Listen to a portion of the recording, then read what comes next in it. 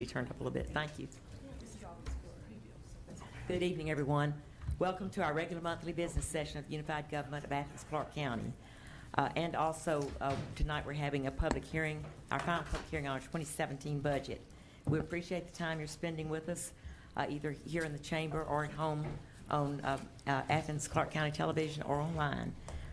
If you did not pick up an agenda as you were coming in and you'd like one, for those of you here, they're on a table just outside the doors to the right. For those viewing us remotely, you can get one from AthensClarkeCounty.com. In consideration of both those behind the rail and those in the audience, if you have a cell phone or electronic device of any kind, we ask that you please turn them off or silent. If our business is not concluded by 9:15, we'll take about a 15-minute break. And before we start our regular meeting tonight, there are a few special recognitions I'd like to make. The first is we have a new Superior Court judge, Judge Eric Norris. Judge Norris, would you?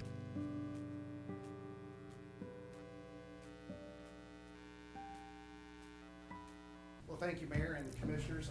It's a pleasure and honor to be here tonight.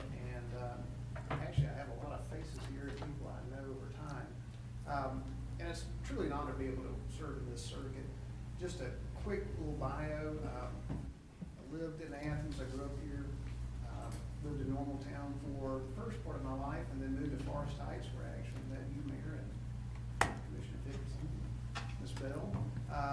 Spent a lot of time in Athens during that period, and when I was about 11 years old, we moved out to Oconee County after my grandfather passed away, and I went to middle school and high school there, and then off to college and law school. Came back to Athens, met my wife. She is a lifelong resident of Athens. In fact, her father had the Stewart Clinic on Prince Avenue for 35 years. We have two children, Caleb and Greer. They're 11 and 13. I've been in practice for 20 years as of April 28th, when I took the oath to serve as the Superior Court judge for our circuit. And it truly is a pleasure to be a part of the long-standing circuit that we have, and I look forward to serving this community, this county, Oconee County circuit, and if I can ever be of help, please let me know. But thank you for letting me have a few moments to introduce myself and say thank you. Thank you, Judge Norris. Forest Heights is very proud of you. Well, we're well represented, yeah. yes, Yeah. Absolutely. Judge, you're my constituent, Jerry Neesmith, so anything you need, let me know. I'll do my best, as I would with any citizen. Well, thank you very much. I appreciate that. Thank you so much Thank tonight. you, Judge Norris. And sadly, and I hate to say sadly, we have a new tax commissioner. I think most people in the general public realize that we lost our longtime tax commissioner, Mitch Schrader, to esophageal cancer. He had a 2-year battle that he fought valiantly, and if I ever have to deal with anything, I hope I'll have the courage that he had. But as a result of his passing, we have a new tax commissioner that was sworn in.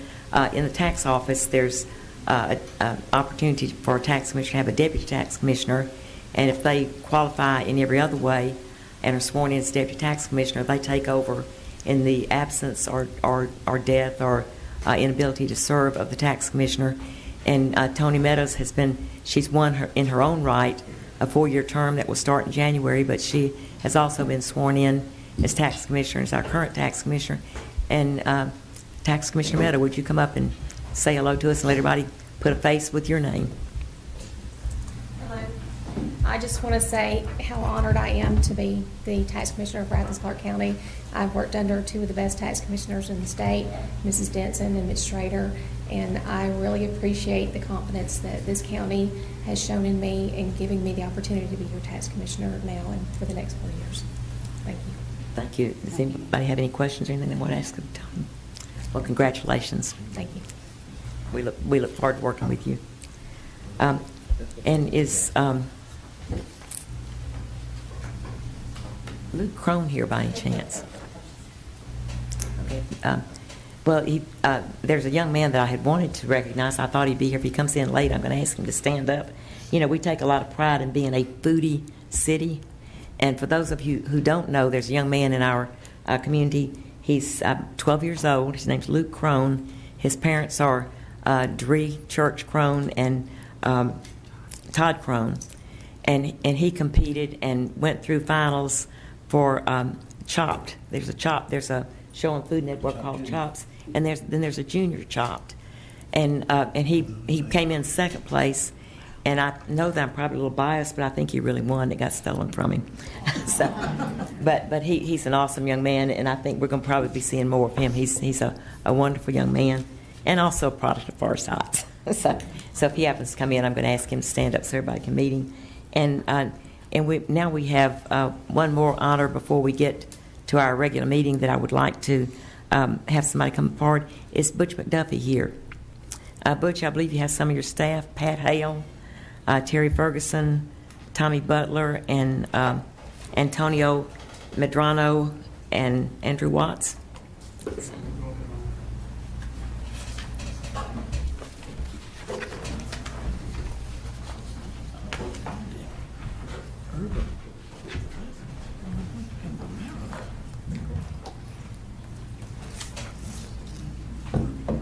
Up here, guys. Come up here with us. Come on in.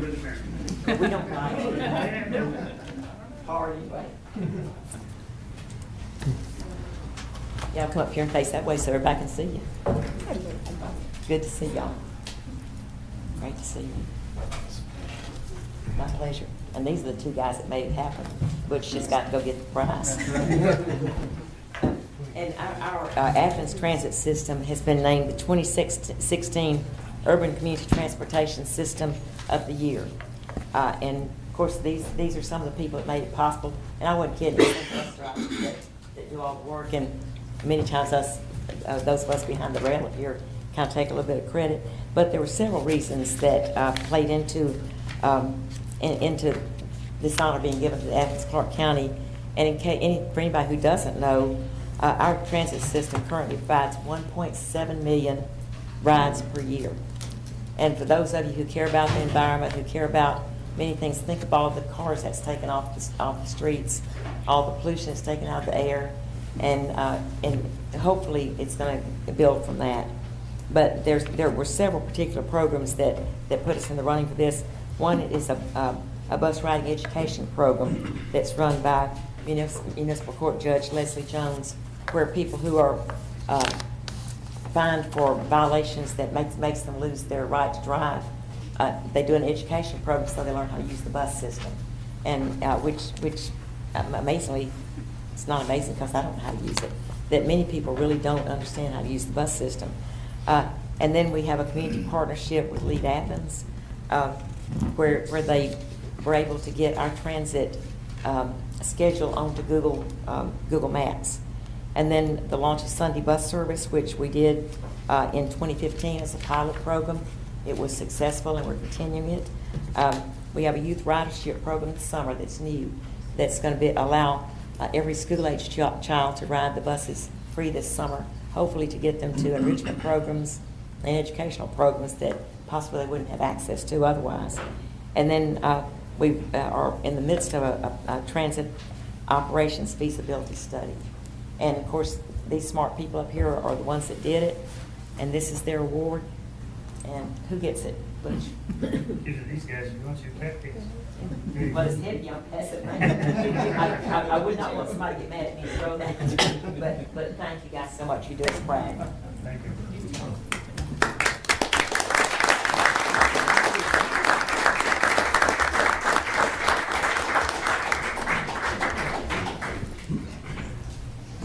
And now we'll get to our regular meeting schedule.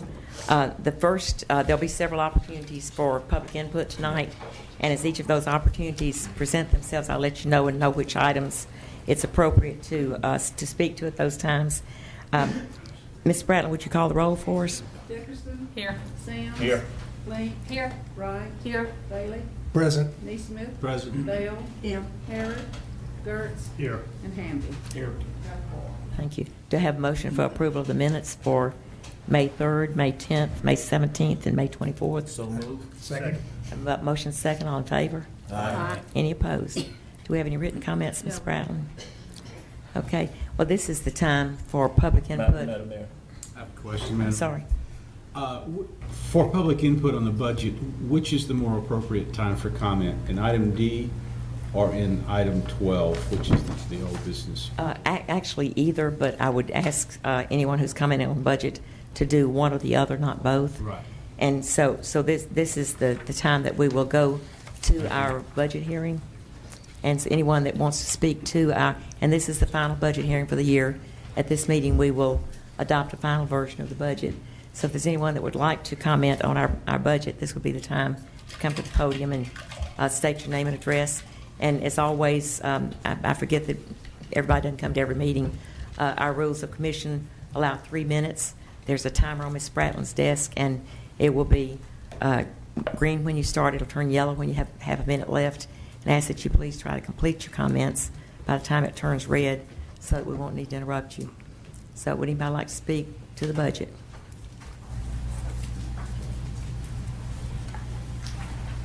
Madam Mayor, Commissioners, my name is Sydney Bacchus, P.O. Box 174, Athens.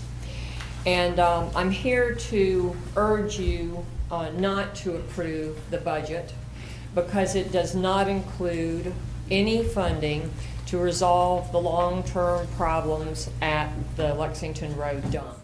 And I have commented twice before on budget comment periods about these problems, but I've gotten additional information since I spoke last, and that was at the solid waste citizens meeting, advisory meeting, approximately a month ago, where Suki Jansen, the new director, mentioned that there were very few people who turned out at the dump for the meeting on odor management.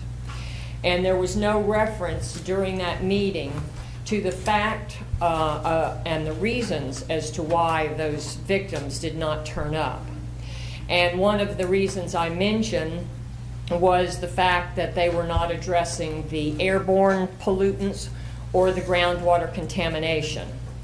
And at that point, Commissioner Dickerson actually assaulted me verbally in insinuating that the people that were still on wells in that area had no right to be because a notice had been sent out to them telling them to discontinue the use of their wells.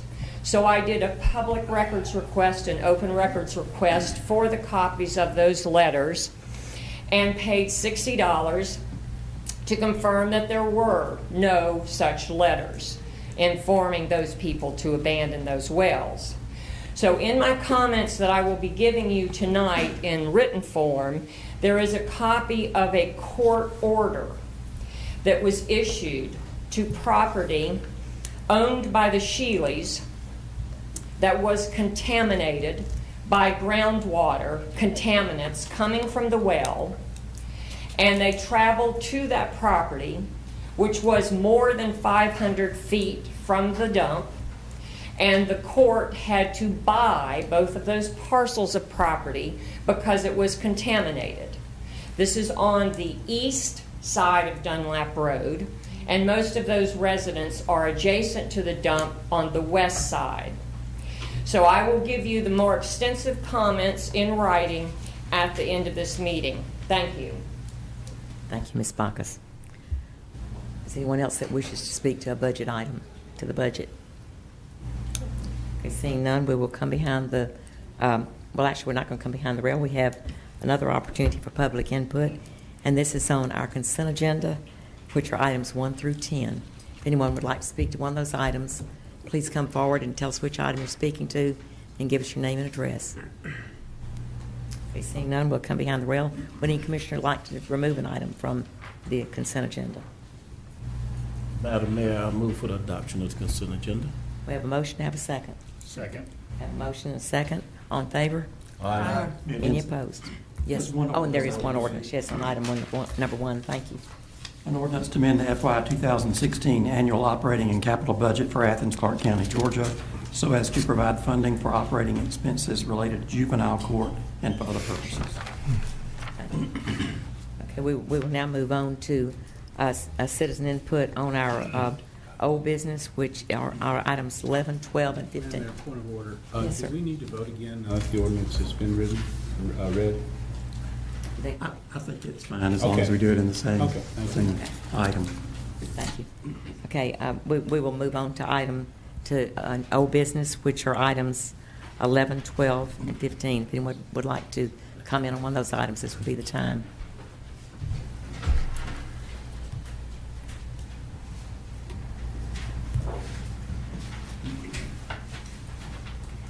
Sorry, just making sure I was on the right thing.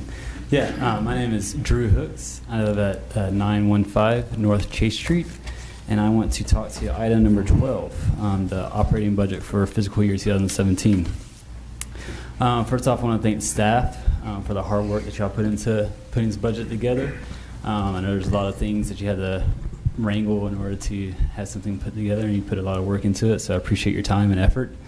And I want to bring up the living wages issues.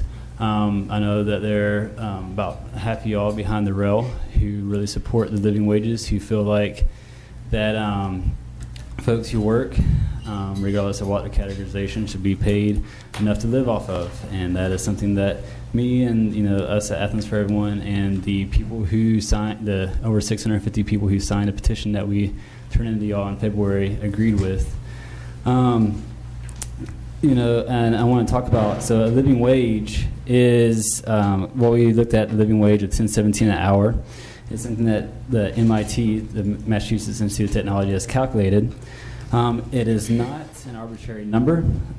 It is something that's calculated based on what an individual must earn to support themselves and their family. They use a market-based approach, drawing on geographically specific expenditure data related to a family's likely minimum food, child care, health insurance, housing, transportation, and other basic necessities. So I just wanted to clear that up just in case if you guys know that it's something that we didn't just pull out of thin air, that this thing is something that people have done research on to figure out where this $10.17 comes from. And I think it's something important for our city to address, something important for a city to pay all their employees, regardless if they're part-time, seasonal, or temporary employees, a living wage. Because as y'all know, we have a high poverty rate here in Athens. It's around 38%. But we have a very low unemployment rate. It's low for the state of Georgia, low for the country at this time. And that tends to show itself that there's some sort of disconnect between what people are making and their standard of living. If we want to really address the poverty issue in our county, then we need to address the wages that people are making. And the people who need to do that is you guys. You're a city government. You're the ones who lead by example in this town. And so if y'all want our private employers to pay their people more, then you should start doing the same. And, this is something that affects all of us, because if everyone's making a better wage, then we'll be able to enjoy the city more, and we'll be able to have our basic needs met. And so I really encourage you guys to continue working on that and making that happen in the future. Thank you. Thank you, Mr. Hooks.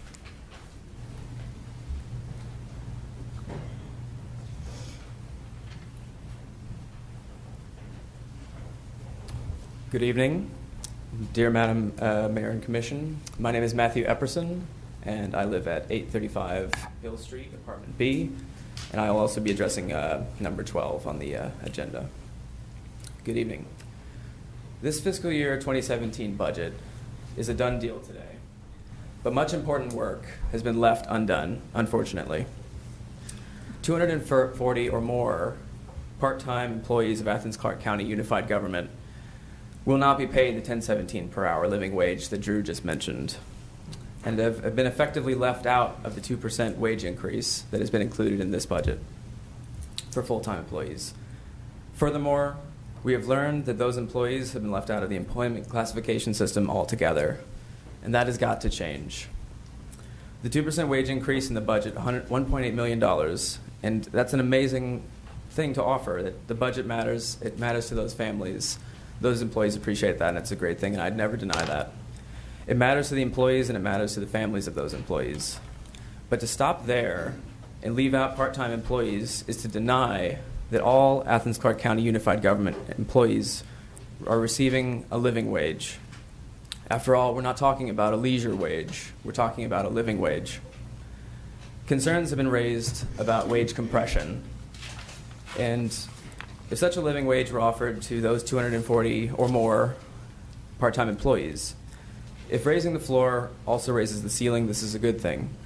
In the short term, we will know that everyone who works for our unified government is making a living wage, and that is a moral duty. In the long term, we will also see that many more of our employees will have more money circulating in our local economy. Governments and businesses around the U.S. have acknowledged that more money in the hands of workers means more dollars circulating. But all the same, if we only raise the floor to a level that any worker, whether a poll worker or summer camp worker, would be making a living wage, we are effectively saying that no wage should be any less than that. In 1968, the federal minimum wage was $1.60, which if placed into the Department of Labor inflation calculator for 2016, would equal $11 an hour. Since then, there has been erosion in the value of the minimum wage in keeping pace with the rising cost of living. Now, when big retailers like IKEA decide that it's in their best interest, their business interest, in the name of reduced turnover, increased satisfaction, and competitive hiring, to link their pay precisely to the MIT living wage calculator that we've just mentioned, it's time to take notice. A tidal shift is occurring right now, and we can ride that wave or we can be overtaken by it. This is an enormous opportunity. We need leadership from you all, Mayor and Commission, to ensure that no wage paid by Athens-Clarke County Unified Government fall below $10.17 an hour. Your leadership will, we hope, transfer across and down the line to the University of Georgia and into the private sector and beyond. And an unfortunately and morally delayed first step has already been taken. And we thank Commissioners Gertz, Bailey, Link, Neesmith, and Herod for initiating this very important process of the proper classification. Ms. Jefferson. Thank you. Thank you. Anyone else wish to speak?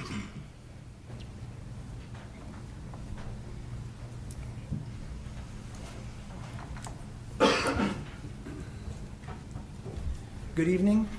Jesse Houle, P.O. Box 445. First, I would also like to speak to the budget. And first, I would also like to thank staff, especially for the inclusion of the DFACs pay, also some new positions that were created. You incorporated a lot of the myriad suggestions that came from the commission, many of which were really good, and I think that's commendable. However, I do have a concern, and that concern is about priorities, and that concern is about the priorities of the mayor and commission, who have decided to allocate $1.8 million in raises this year to our higher and highest paid employees across the board. And that 2% that you're basing that $1.8 million comes from, that's being applied to everyone, does not affect our lowest paid employees nearly the same as it does the highest. Some people are making $150,000, $170,000 a year. They do not need this money the way someone making $8 an hour does, for all the reasons I spelled out the last time I was at this podium 2 weeks ago. But the main hiccup doesn't necessarily seem to be priorities as much as the idea of a domino or a cascade effect. And we can speculate what the cascade effects would be if we were to implement this now and then see what would happen later, but we know what the effects of not paying living wages are. First, we know that not paying a living wage is a direct contribution to the atrocious poverty rate we experience here in Athens. Secondly, we know that not paying a living wage means that the people we're paying in this government inadequately are dependent on services provided by this government as well as state and federal services. And thirdly, we know that people not being paid a living wage struggle to pay the bills, struggle to afford the doctor, struggle between making the decision for new shoes and healthy food. And we know the effects of paying a living wage. We know that if we pay a living wage, people will be able to afford the rising cost of rent and also the other raises that some of you all have directly imposed upon us, such as higher bus fares and higher parking fares. So I would like to thank the 5 of you, Mr. Herod, who's not here, but also Mr. Neesmith, Mr. Bailey, Ms. Link, and Mr. Gertz, who have come out publicly in support of this. And I would like to commend your work on behalf of the people. Madam Mayor, you said at a meeting just a couple months ago that you had every intention of seeing living wages in our budget. So I ask you, what happened? Why did you not see that promise through? Ms. Dickinson and Ms. Wright, you've made comments off the record at the work session, because we're still not recording those, and on the record here, saying things like our pants will go through the ceiling, or generally implying that this is not a real or a priority issue, saying things like how you would devaluing our workers' efforts by saying things like 1017 is an arbitrary number, or that certain people doing certain work deserve less. So I would ask, now that you've been presented with better facts, have you changed your mind? And lastly, Mr. Hamby, Mr. Sims, and Ms. Bell, you've been silent for more than half a year on this. When will you take a stand? Mr. Uhl, your time's Your up. silence is your tacit consent to this government's failure to Mr. adequately Uhl, I'm sorry, engage your time its is people up. or address our needs. Thank you. Anyone else wish to speak?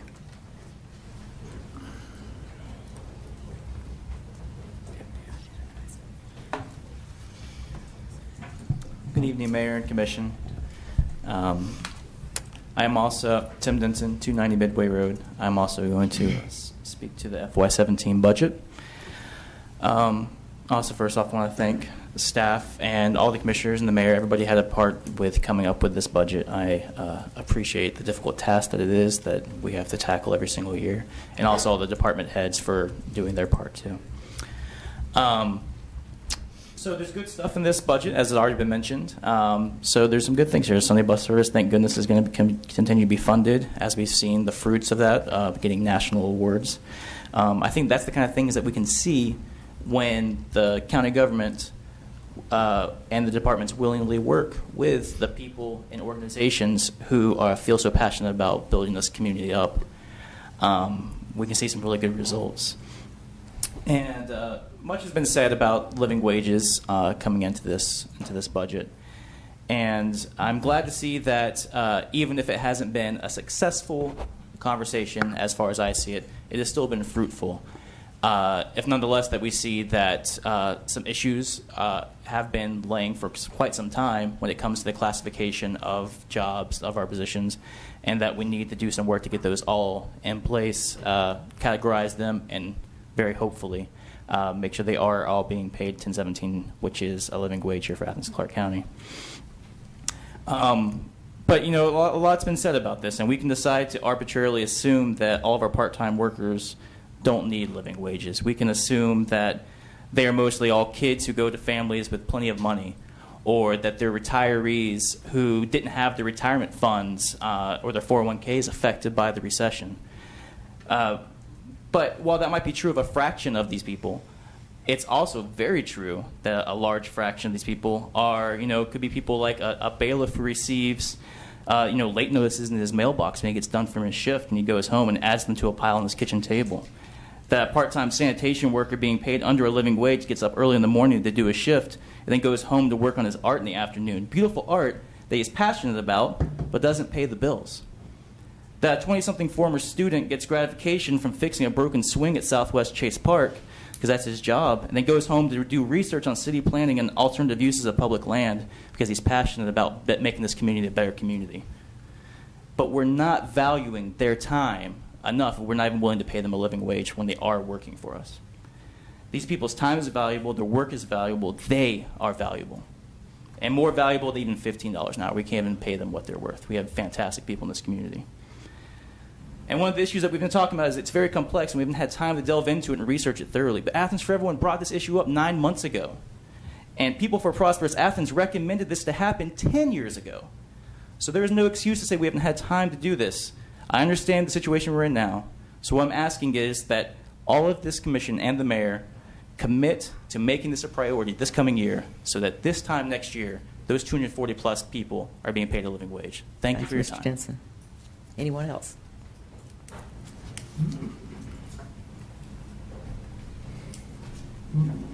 Hello, and hello. My name's Paul Prenovitz. I've lived in Athens 20-odd years, 325 Fairway Drive in our fair city.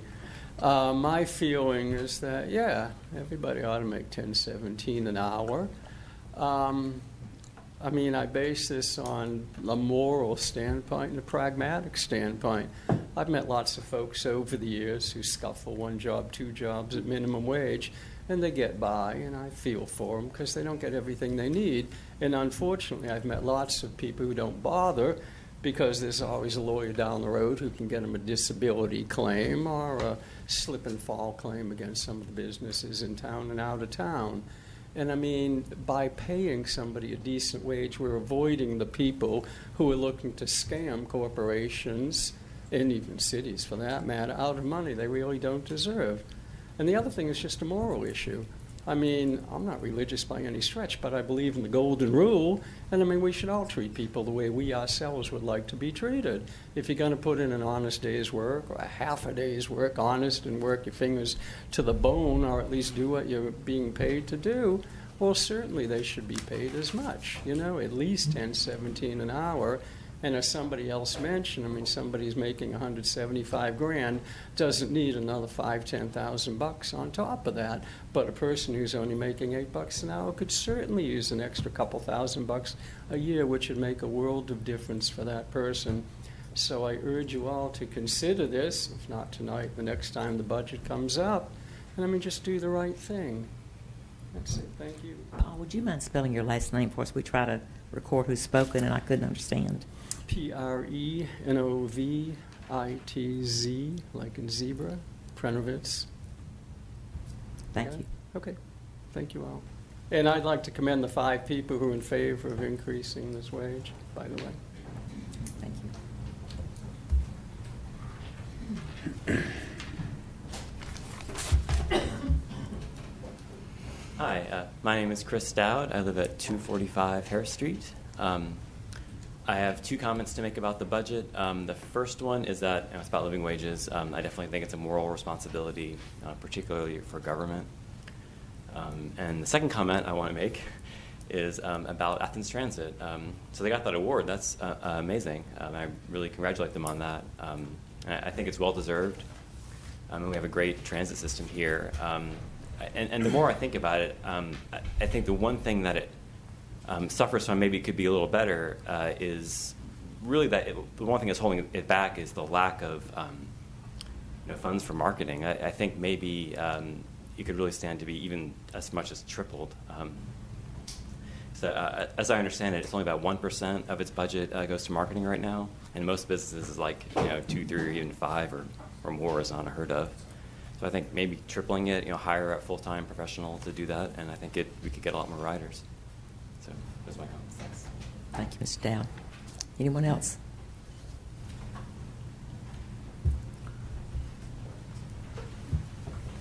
Madam Mayor, Commissioners, my name is Josh Coons. I live at 205 Clover Street here in Athens. I'm here tonight to speak to item number 15, and I'm here on behalf of the Chase Street Elementary PTO. As you know, in general, we are in support of the restriping Chase Street, and in particular, in support of the staff recommended crosswalk in front of the school. Commissioner Link, thank you for your commissioner-defined option that allowed us to tailor the location of that crosswalk to where it will allow people crossing Chase to actually reach the front door without having to cross additional vehicular travel lanes. So it's a great improvement. Just wanted to clarify, in some of our initial discussions and requests, there was a second crosswalk that we did reference at the corner of DuBose. Commissioner Link, prior to the submittal of the CDO, called me and let us know that that crosswalk wouldn't fit within the budget, and we were totally okay with that. We understand we're trying to get a lot out of that budget. That particular crosswalk, we will try to, investigate further with staff and some other mean of funding. Right now, we're just mostly concerned about the crosswalk that is in the budget and where it can be so that it works well for the school community. So on behalf of everybody, we know it's been a long discussion. We really thank everybody's support and attention to the matter, and we hope that you'll work towards approving the mayor's resolution so that we can restripe Chase when we repave it. So thank you very much. Thank you, Mr. Coons. Sydney Bacchus, P.O. Box 174. I'm here to speak also on item 15, the Chase Street item. And the Chase Street item, as I understand it, involves safety and preservation of lives of people in this community. And I just want to comment that Commissioner Link has done a superb job representing her district and the safety issues in her district. But I'm here to talk about the victims in the district that includes the Athens-Clarke County dump, who have gone year after year after year with no concern over their safety or their lives, particularly the African American Dunlap Road community and the primarily African American Phillips Grove Church. And I want to read an excerpt of that court case just to show you about the dangers of their lives that are not being represented. This is from the court order. Upon a de novo review of the evidence, the court finds that the subject tracks have been contaminated by chemicals leaking from the landfill. There is also evidence that vinyl chloride will reach its maximum level on the property, and this is talking about the property that was condemned in the far corner off Dunlap Road, the east side, on the property by the year 2017. That's next year. Such contamination renders the landfill out of compliance with rules established by the Environmental Protection Division, EPD, for the operation and maintenance of landfills. So when I went to the Solid Waste Citizen Advisory Committee this last time to get an update on what was being done about these problems, not only did I discover that nothing was being done about the water, I discovered that nothing was being done. Let's let her finish for 2 minutes, and then she can sit down. I understand that, but this is not the appropriate place for I understand, but I think nothing it's was easier to being let her done, get and nothing done is with it. in the budget. And this is also a time to comment about the budget. Nothing is in the budget for the anaerobic digesters to be constructed to digest the sewage sludge and convert that into energy for the sewage treatment plant. So I want you to please understand that these people's lives also are being threatened, not by the absence of crosswalks, but by the contaminants at the dump. Thank you. Thank you, Mrs. Bacchus. Anyone else wish to speak? Good evening, Madam Mayor and Commission. My name is Erin Thompson-Podvin. I live at 863 North Chase Street, and I will also be speaking to item 15 on the agenda. I'm here tonight on behalf of my family to urge you to approve the budget resolution that Mayor Denson put forward for the Chase Street reconfiguration plan to fund the commission-defined option put forward by Melissa Link that you all approved last month. I want to express this support in light of recent information that was shared with community members in the Chase Street corridor, wherein it was stated that if the Commission does not approve the budget resolution, that you all may choose to move forward with one of the earlier versions of the Chase Street reconfiguration. While I am in favor of the plan as laid out in the budget resolution, I would ask that if you all decide not to approve this funding, that you seriously consider putting the repaving of Chase Street on hold to gain a better understanding of the needs of the community and the corridor. As has already been discussed with the Commission, the original design for the Chase Street reconfiguration did not take into consideration any citizen, pedestrian, cyclist, or resident input. It was designed based upon the width of the road. When the decision was made to delay the repaving of Chase Street back in September 2015, it was made with the understanding that further research would be done into the needs of the corridor. That research has not happened. The only action that was taken, pardon me, was a study of the speed along the corridor. There was not community input solicited in the original development of the design, and there was not a pedestrian or cyclist study. And once a public input meeting was finally held last month, or in April, to introduce the reconfiguration, no changes were made to the design based on the feedback that came out of that meeting, the citizen feedback.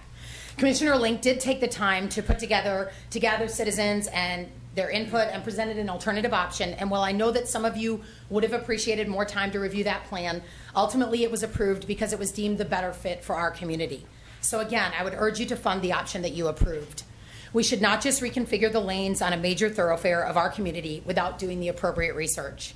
And I know that some of you have said that we cannot continue to delay the repaving of Chase Street, that a decision must be made. However, as a resident of this community, I assert that we cannot afford to get this wrong. We cannot afford to put expediency before the safety of the residents in this area, before the children that walk to the schools, before the cyclists that share our roadways, and before the citizens that utilize the corridor. I believe that the commission-defined option that Melissa Link put forward is currently the best plan for the area. And again, I would urge you to approve the budget resolution that funds this already approved option. Should you choose not to approve the budget resolution, then I would again stress the need for research, public input, and conversation so that you can make an informed decision about the future of our neighborhood. In my opinion, the worst thing that could happen would be to arbitrarily approve a plan that was made with little research based on one traffic study that doesn't embody community input. If this were your district, you'd want the same due diligence afforded to your residents. And I thank you for your time and for your service. Thank you, Ms. Thompson. Anyone else? Okay, we're going to come behind the rail now, and the next item on our agenda is item number 11, which is our... I'm sorry. No. I just wanted to let you know I'm recusing myself from item 11 because part of it is on my property. Mayor, could we also ask Gary Duck to come in? This is his last agenda meeting. Could Mr. Duck please come in? One of our commissioners needs to have a question answered.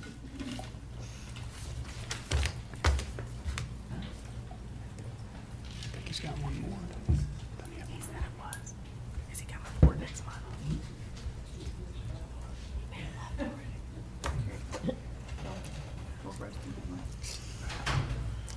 Mr. Duck, would you please come forward? We understand that this is going to be your last meeting with us, and we want to have an opportunity to tell you goodbye. And Ms. Dickerson thought this would be a good way to get you in here. So I would like to personally thank you for the work you've done. When I started in government in 1979, you were also part of the government. You got sense enough to know when to quit. I hadn't so far. But you have done a magnificent job for us in so many ways, and I personally appreciate it. I know everybody behind this rail and the people that have worked here in the past, as well as our citizens, appreciate you. Thank you very Anyone much. else want to say anything to Mr. Duck before you?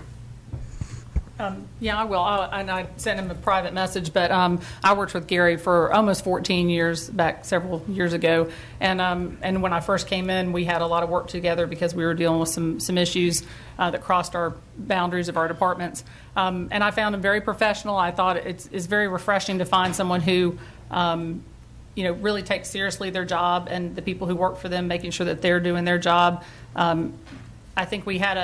I think we're seeing the results of what he's done as far as having a plan and knowing where we're going to be down the road, which is important, especially when you're dealing with such an important resource such as water. So I really appreciate all your efforts and your staff's efforts, and you will be missed, but I hope you enjoy your retirement.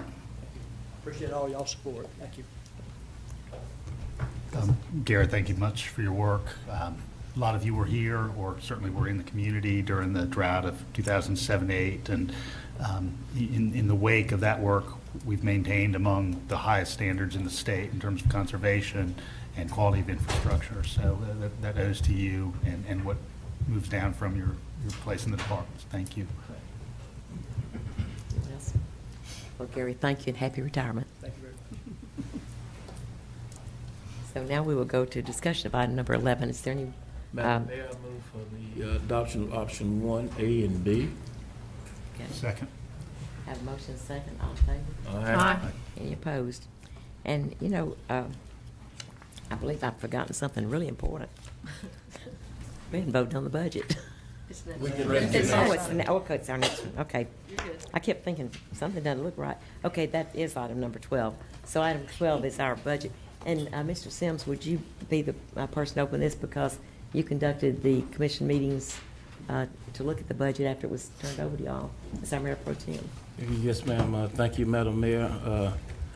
And for my great friend out in the audience, even though I haven't said a word about living wage, I live where people have more problems with living wage than anybody sitting behind this rail. So if you think that I'm not compassionate about that, you got another thing coming. So I'm going to say that first so we can get that out of the way. This budget has been one that we've agonized over. We've gone through a lot of different changes in terms of the way we do the budget process, which has been very, very good. Unfortunately, we don't have a magic bullet that makes everybody get everything that they want. And that's never going to happen no matter what we do. But we are committed to doing what we do to make it best for the citizens of Athens-Clarke County. You know, we've cried over the 250 people and not making a living wage. And when you look at the numbers of those people, there are so many people that are very, very close to that. And when this budget is approved, some of those 200 people are going to come off of that because they will be making a living wage. So, you know, we need to make that clear in this process. We did have, this budget includes a number of things. It includes operations for the general fund. It includes our approving our public utilities, what the water projects will be for the next 5 years in our master plan. It includes all of the capital projects that we'll be working on.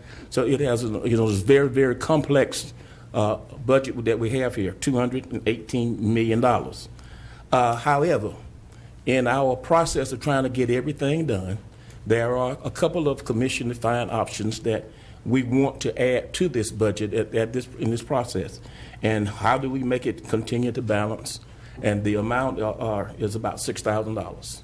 One was $2,500 for Greenway, $3,500 for some training for the internal auditor. And I'm making a motion that we approve the budget with the changes coming from the contingency fund of that $6,000 to continue to have a balanced budget. Thank you, Mr. Sims. Do we have a second? I'll second. Have a motion and a second. Is there any further discussion? And then it's a need to read the Yeah, ordinance. and we haven't, let me read the ordinance and I'll come back to you. Yes, sir. There are several ordinances here. The first is an ordinance to provide for the raising of revenues and the appropriation of funds for Athens-Clarke County, Georgia for the fiscal year 2017, beginning July 1st, 2016, and ending June 30, 2017, to provide for the operations of government departments, boards, agencies, elected offices, and other governmental activities, to provide for the level of personnel authorized for the various departments and agencies, to provide for a capital budget, to establish 2016 property tax rates, to establish compensation for the charter officers, to establish rates and structure of fiscal year 2017 health insurance programs, to repeal conflicting ordinances, to provide effective dates, and for other purposes. The next is an ordinance to amend the Code of Athens-Clarke County, Georgia, with respect to water and sewer rates and for other purposes. The next is an ordinance to amend the Code of Athens-Clarke County, Georgia, with respect to alcoholic beverages, fees for licenses and permits, and for other purposes. The next is an ordinance to amend the Code of Athens-Clarke County, Georgia, with respect to occupation tax and for other purposes. The next is an ordinance to amend the FY 2016 annual operating and capital budget for Athens-Clarke County, Georgia, to transfer funding and properly budget for pension and other post-employer benefits, OPEB, expenses resulting from the implementation of Governmental Accounting Standards Board, GASB, statements, and for other purposes. And the last is an ordinance to amend the Code of Athens-Clarke County, Georgia, with respect to the Athens-Clarke County Employees Pension Plan and for other purposes. Thank you, Mr. Barrett. Mr. Neesmith, you want to speak? Yes, ma'am. First of all, I want to clear up a misconception that I was a part of. In our last meeting, Commissioner Dickerson used the word arbitrary. After that, and I kind of called her on it. And after the meeting, she pulled me aside and explained to me that the word arbitrary did not apply to the $10.17 living wage. It applied to the way that we would have to give people adjust their salaries before we did a salary study. I just want to make that clear to the public. That was not her intention. It's clear to me that was not her intention. The other thing is that I'm committed to the living wage. Commissioner Gertz talked about a timeline that goes out 6 months, and then at the end it takes care of the people that are working at the polling places before the next election, not the coming election, but the one after that. And I support that. I would like to do the arbitrary thing, but I can count to 6. So I think that that's a good plan. So I hope that we can all be committed to that plan. Thank you. Mr. Brooks. Thank you, Madam Mayor. Appreciate everybody who spoke tonight. Appreciate members of the public who've contacted me about the budget, and certainly those staff members and elected officials who've had input on the budget. I think we're doing a lot of good work here. And, as reflected in some of the comments at the podium, I think there's a deep frustration that some work has yet to occur, and that hasn't occurred by the date that we're sitting here. And somebody, I think Mr. Epperson, used the metaphor of a wave. And of course, a wave doesn't immediately crash upon the shore. It moves from deep in the sea and onto the continental shelf and to the sand. But what I believe we've done as a body is define a path for that wave insofar as the living wage for all of our employees goes. And I believe that when we go through this process, which should result, I believe, in paying those full-time permanent part-timers a living wage by January of 17, we'll have done so in a defensible way in which nobody feels as if there's a finger on the scale. There's not been sleight of hand. We've used the classification system for those individuals that we use for all of our other part-time employees and all of our full-time employees. And then we can move on to do that with our seasonal folks and eventually with our poll workers. Again, there's frustration in my heart and mind at not having done so yet, but I'm grateful for everybody's assent to moving forward in this direction. Other than that, I think we're doing a great job broadly regarding our capital expenditures and particularly our social services needs with the additional funds in this budget for the health department and for DFACS. So thanks to everybody in the process. Ms. Lind. I just, first of all, want to thank the manager for his patience. We went through a pretty grueling process to get here, and I feel like we got pretty much most of what we asked for, through our goals and objectives. I do have concerns about the living wage, and I feel like we're getting there. This is the way the world is going. Just today, Washington, D.C. passed a $15 minimum wage. If these things keep moving forward, we're going to have a lot of catching up to do. Not only is it the right thing to do from a moral standpoint and also from an economic standpoint when it comes to the poverty in this community, but it's the way things are going. And, we really need to lay out the groundwork to get everybody in this community towards a living wage. So I'll be supporting this budget, but I want to thank Kelly for his work in laying out that groundwork towards getting the rest of the workers, at least in this government, towards a living wage. Ms. Bell. I would like to have a clarification regarding the living wage. When we were doing our budget evaluation, we talked about the salaries, and we had not done any study regarding them since the beginning of our unification. And my interest in us addressing the living wage was there, and my statement was I did not want us to do anything until we did the study to be sure we didn't come from the bottom up or the top down, so that we did not make an error in judgment about the living wage and making that a change. So I want that to go down on the record that I did not do anything in a descending manner regarding the living wage. Ms. Dickerson. Yeah, since it was brought up, I think it's a real good opportunity for us to talk about a little bit about what one of our citizens said in the audience tonight. Normally we say this at the end of the meeting and nobody hears it, so I'm going to take advantage of this. First of all, I do want to thank Commissioner Neesmith for clarifying that it is about the process, and I think as far as the living wage goes,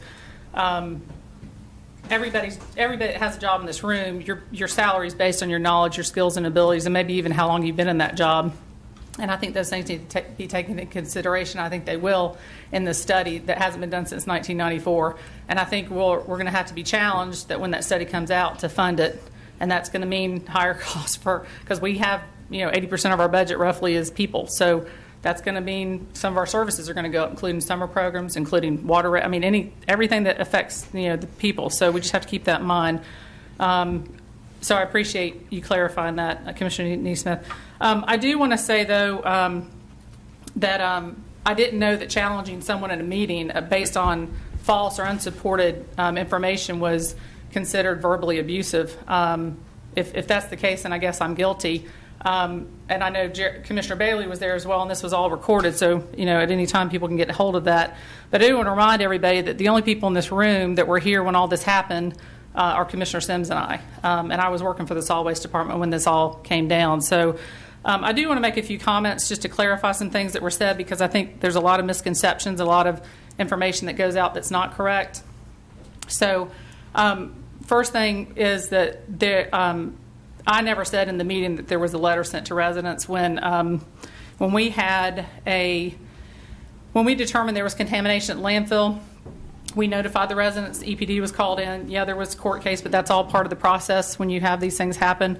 But we did not send a letter out to all the residents telling them they had to seal their wells. We went out and purchased the property and got that property back into compliance by making it part of the landfill. And I think that's important to note. And my comments were specifically in response to allegations from Dr. Bacchus that a Dunlap Road resident's well was contaminated by the dump, and the person was sick as a result. And my challenge to her was, and my comment was, that basically all the wells in that landfill boundary, within the landfill boundary along Dunlap Road, were closed back in the early 90s as a result of trying to address the contamination and make sure that nobody did get sick and that there weren't any concerns for the health and well-being, or that nobody was having issues with their health. So just a little history, and I don't try to make this too long, but I do think it's important that we put this on the record. In 88-89, there was contamination found in a well located near the scale house on the landfill property at the center part of the landfill.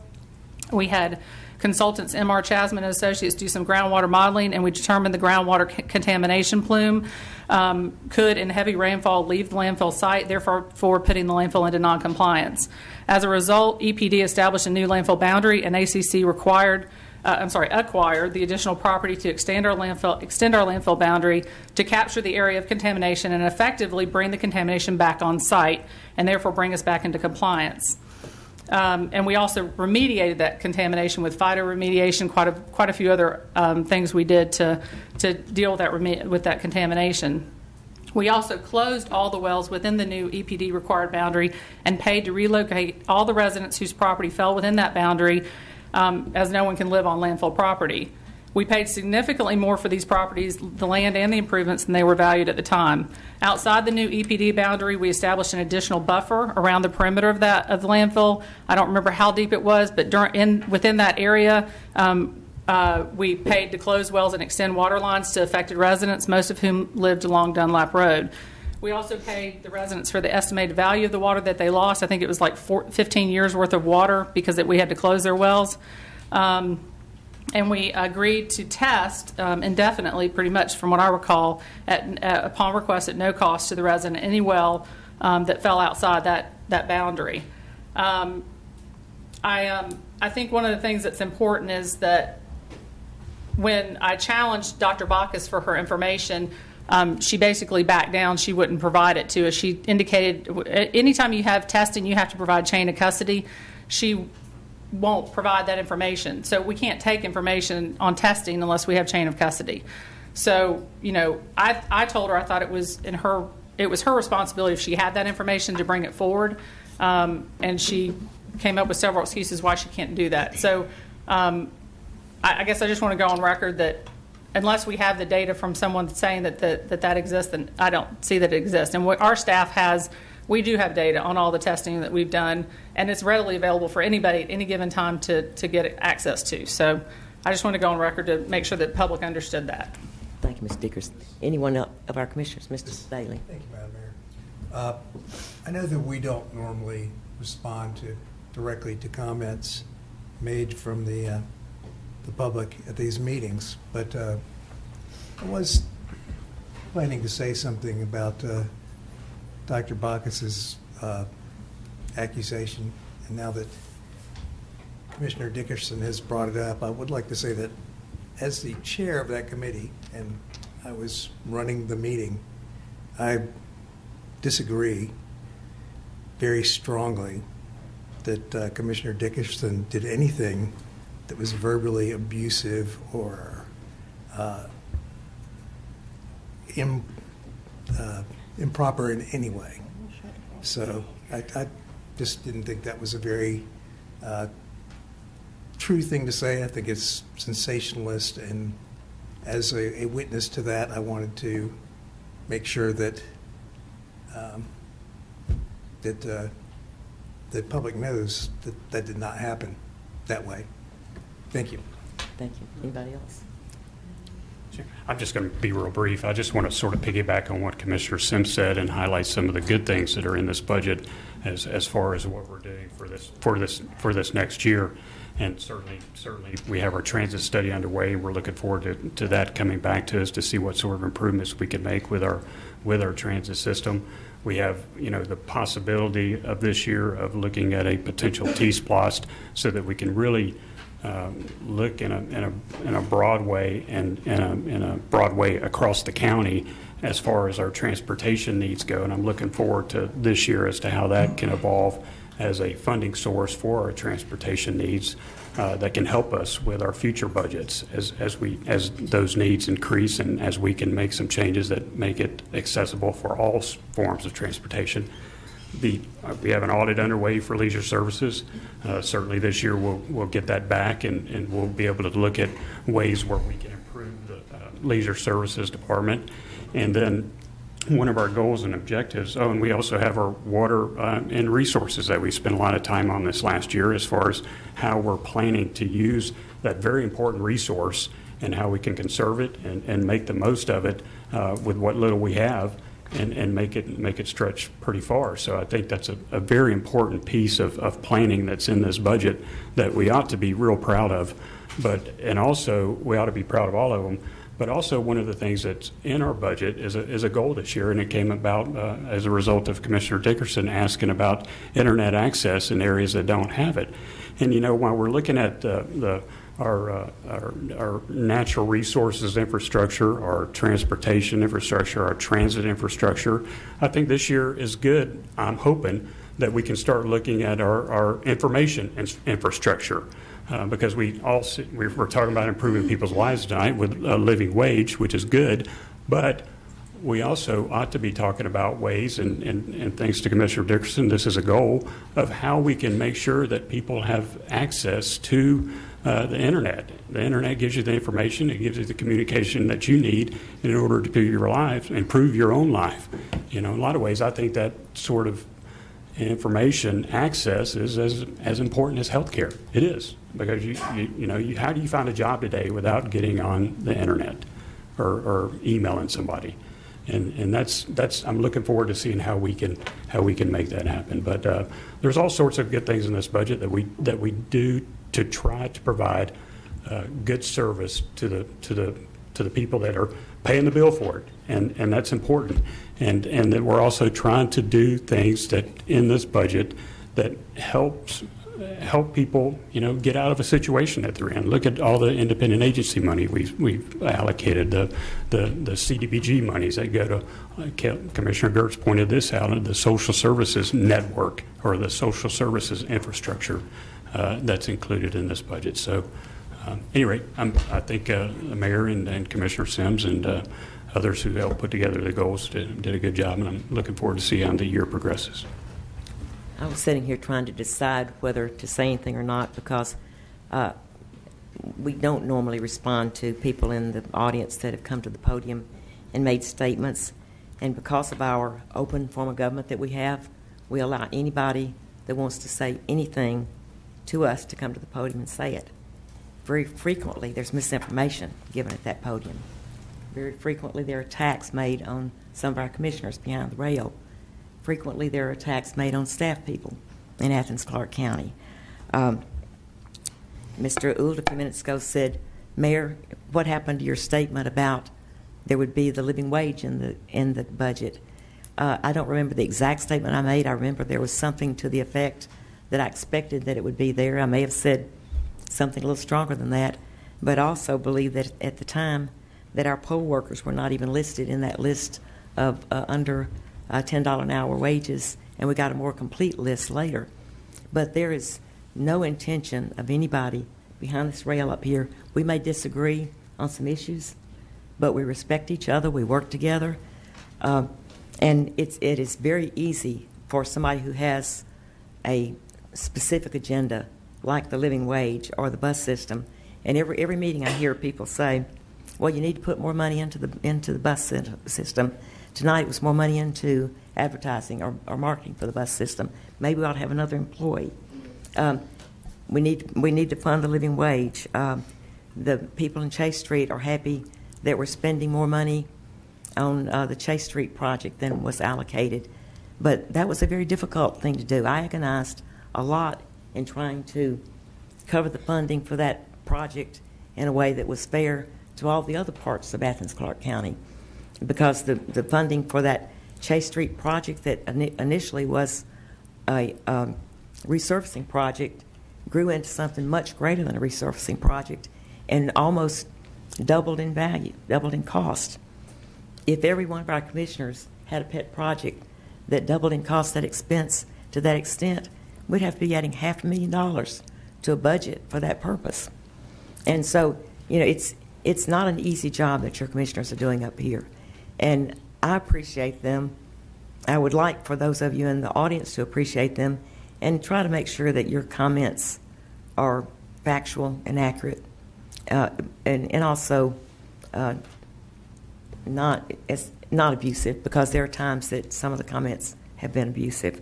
And that's the last time you'll hear me make a speech like that, but I felt like it was time to make that comment.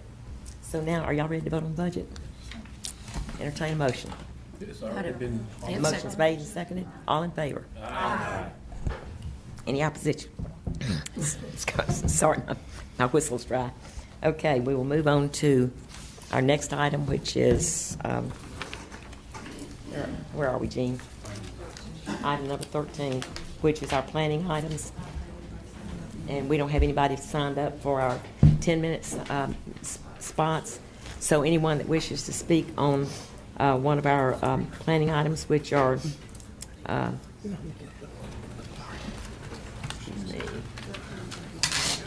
13 and 14. May I ask you a question? I misread the agenda to speak to item 15. I thought it was the third public input session. When would be the appropriate time to do that? Toni, it's already passed, but it is confusing tonight, so please come to the podium and let's hear what you want to say. Thank you. Hi, Toni Eubanks, 785 North Pope Street, addressing item number 15. Sorry for the confusion. I'm here on behalf of Complete Streets Athens, and we'd like to thank Commissioner Link for taking the time and energy to present the CDO you voted on last month.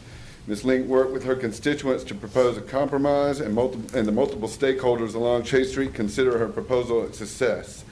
Thanks to Mayor Denson and staff for working to ensure the compromise is funded. It is our experience that ACC policy is only to consider lane reconfigurations at repaving. Recent changes to Doherty Street are the only example we know of where significant changes were made outside of the repaving schedule. So with that in mind, we'd like to make a few observations. We believe that this situation could have been avoided altogether if ACC had a comprehensive implementation strategy for its existing Complete Streets policy. An implementation strategy would ensure that improvements of this nature would have been considered from the get-go rather than as add-ons at the end of the project. When considered in that context, the extra costs associated with these add-ons represent a 5% increase in the project's repaving budget and better accommodates all users. We don't think this should be a lot to ask, especially when it's been shown that bike ped safety improvements translate to decreased vehicle crashes as well. We also would like to consider that whenever we have a repaving project, we consider the 10 to 15 year repaving schedule as the appropriate time frame to consider that project.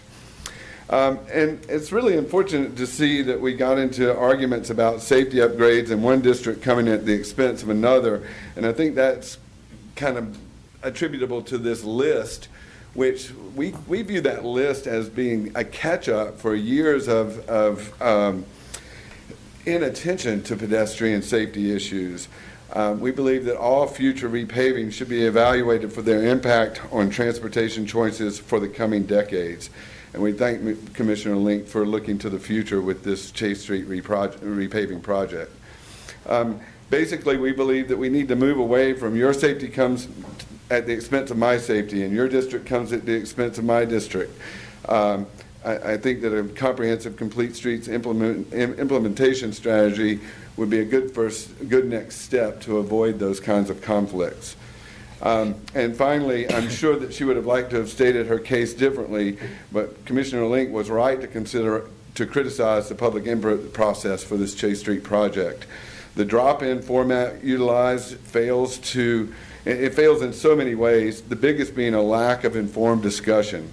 People are making comments in a vacuum. I don't understand your perspective, you don't understand mine, and we're going to comment anyway.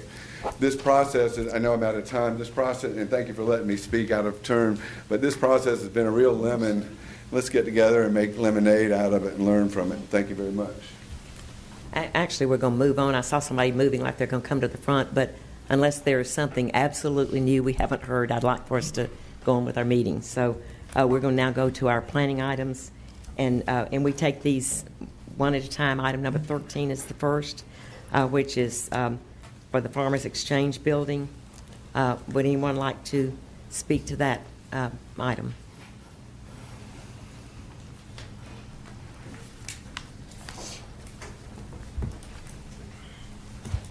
Hello. I am Chris Evans, and I reside at 240 Oglethorpe Terrace. I am also a principal at E+E Architecture, and I'm just here to answer any questions with regards to item 13, and I want to thank the planning department for their cooperation and coordination with that. Thanks. Anyone else wish to speak to item number 13? Have an ordinance, Mr. Behrman? Yes. An ordinance to amend the Code of Athens-Clarke County, Georgia with respect to special use approval in the CD, DHD Commercial Downtown Historic District on the approximate 0.664 acre parcel of land located at 580 East Broad Street and for other purposes. Thank you, Mr. Sims. This is your district. You have a motion? I make a motion that we accept the recommendation coming from the Planning Commission. Second. Have a motion second. All in favor? Any opposed? Item number 14 is a request to change the name of Flint Street to Jennie L. Mattox Street. Any comment on this? Yes, Walter Swanson at 200 Springtree Road. Approximately 1 year ago, I came to you about the Emancipation Proclamation from the NAACP, and you passed that new holiday, and we're happy about that. I was happy to see that there's going to be a new street, perhaps named after Mattox family, and because the last one that was named was after a white male, so this would be a black female, and that would be great. To the people, to the Mattox families, I'd say if it doesn't go through, then, try, as been recommended, in your own neighborhood along that street. To the Flint Street people and the Odd Street people, because Odd Street comes right into Flint Street, I would say to you, you need maybe to change Odd Street. It's two streets and it is odd. So one of those could be changed, and it wouldn't affect a whole lot, except it would be nice to have an African American person, because when we came last year, we said there's an awful lot of streets in Athens named after Confederate generals and slaveholders, but not too many that reflect a lot of the population of Athens. One funny story would be that there was a dirt road in the 70s. There was a dirt road, and at the end of it, there was a garage by Mr. Cheatham, and Athens-Clarke County decided to pave that road, and they asked him to name the road. Well, he didn't name the road. He didn't get around to naming the road, so the county named the road, and he named it Cheatham Drive. So you don't have to be famous. You don't have to be dead, unless things have changed on naming roads in Athens. So I would hope that the Mattox family would find a good place for their namesake. Thank you, Mrs. Swanson. And Jennie Mattox was a wonderful lady, but there are valid reason that some of the people that live on that street object to it. I read the letter.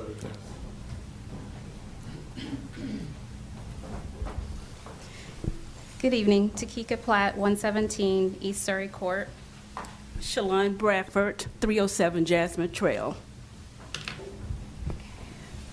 Good evening, Mayor and Commissioners.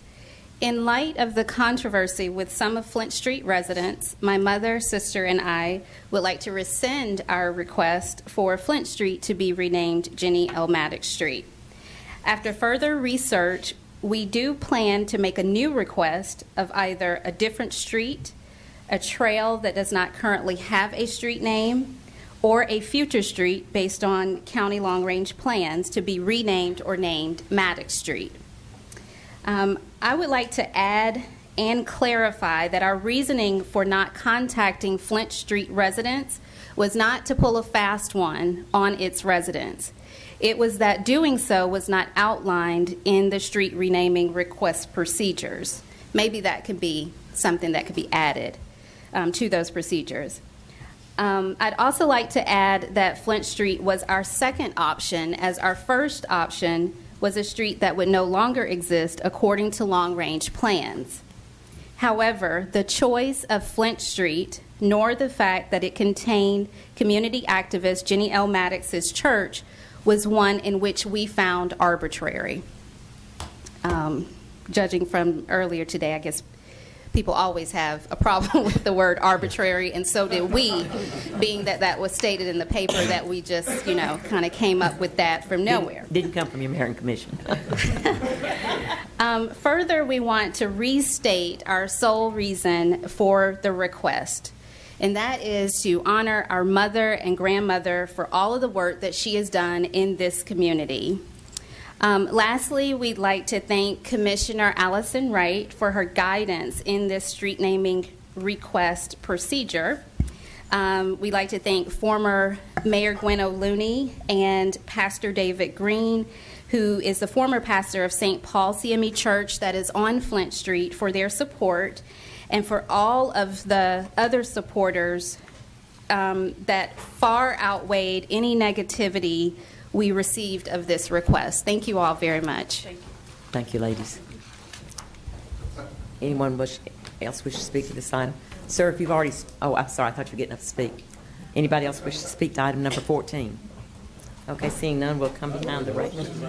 Oh, are you speaking to this one, sir? Charles Mack, M-A-C-K, 123 Pearl Street. As we said at the Planning Commission meeting that night, that it looked like we was being pitted against each other. This gentleman just saw the problem. Art Street comes off of Martin Luther King, and then it disappears after it go beyond Flint Street. So I recommend they could name Pearl Street Jennie Mattox, but that would be a better street because the church owns about 3 acres of land, which is on the corner of Flint and Ord. Now, in support of you, Ms. Bradford, I wouldn't let them name the street Mattox. The motherfucker named Jennie Mattox.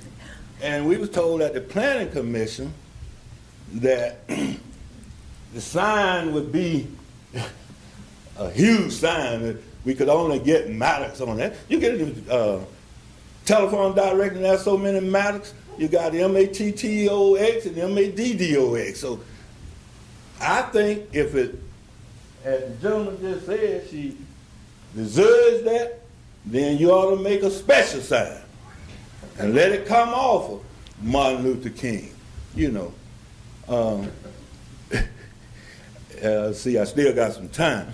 I'm really a little upset.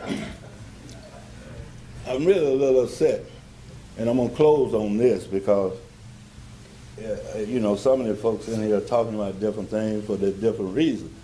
But I come to the conclusion that your administration, Ms. Denson, has no regard for the Constitution of the United States of America. And my reason for saying that came true last Tuesday meeting in May, when you sit behind that desk and admitted that the Clarke County Jail was in violation of the federal law, Amendment 8. And get the minutes out with your clerk. And you said that it was cruel and unusual punishment to have folks out there. And Blaine Williams, he tried to justify from a financial thing, talking about with some leftover street out money, blah, blah, blah, blah, blah, blah. You should have left it at that because you showed that you have no regard for the federal Constitution. Mr. Mack, the regard was that was why I wanted us to build a new jail so that we didn't have those conditions. But thank you. Sorry you misunderstood. Read the minute. You said. Read the minute. You said. I know, sir. Thank you. It was cruel and unusual punishment. Thank you, Mr. Mack. It was, and we fixed it. Thank you. Yeah, you know. We're behind the rail now. Public input is closed. Ms. Wright. Yes, I wanted to thank the family and the hard work that was put into this process. I think that maybe we could learn that we could clarify our street naming policy. Maybe that's something we could assign to a committee to make it clear and make sure we know how many letters can be put on a sign and that sort of thing so that everybody is aware of what's happening with it. And I would like to make a motion to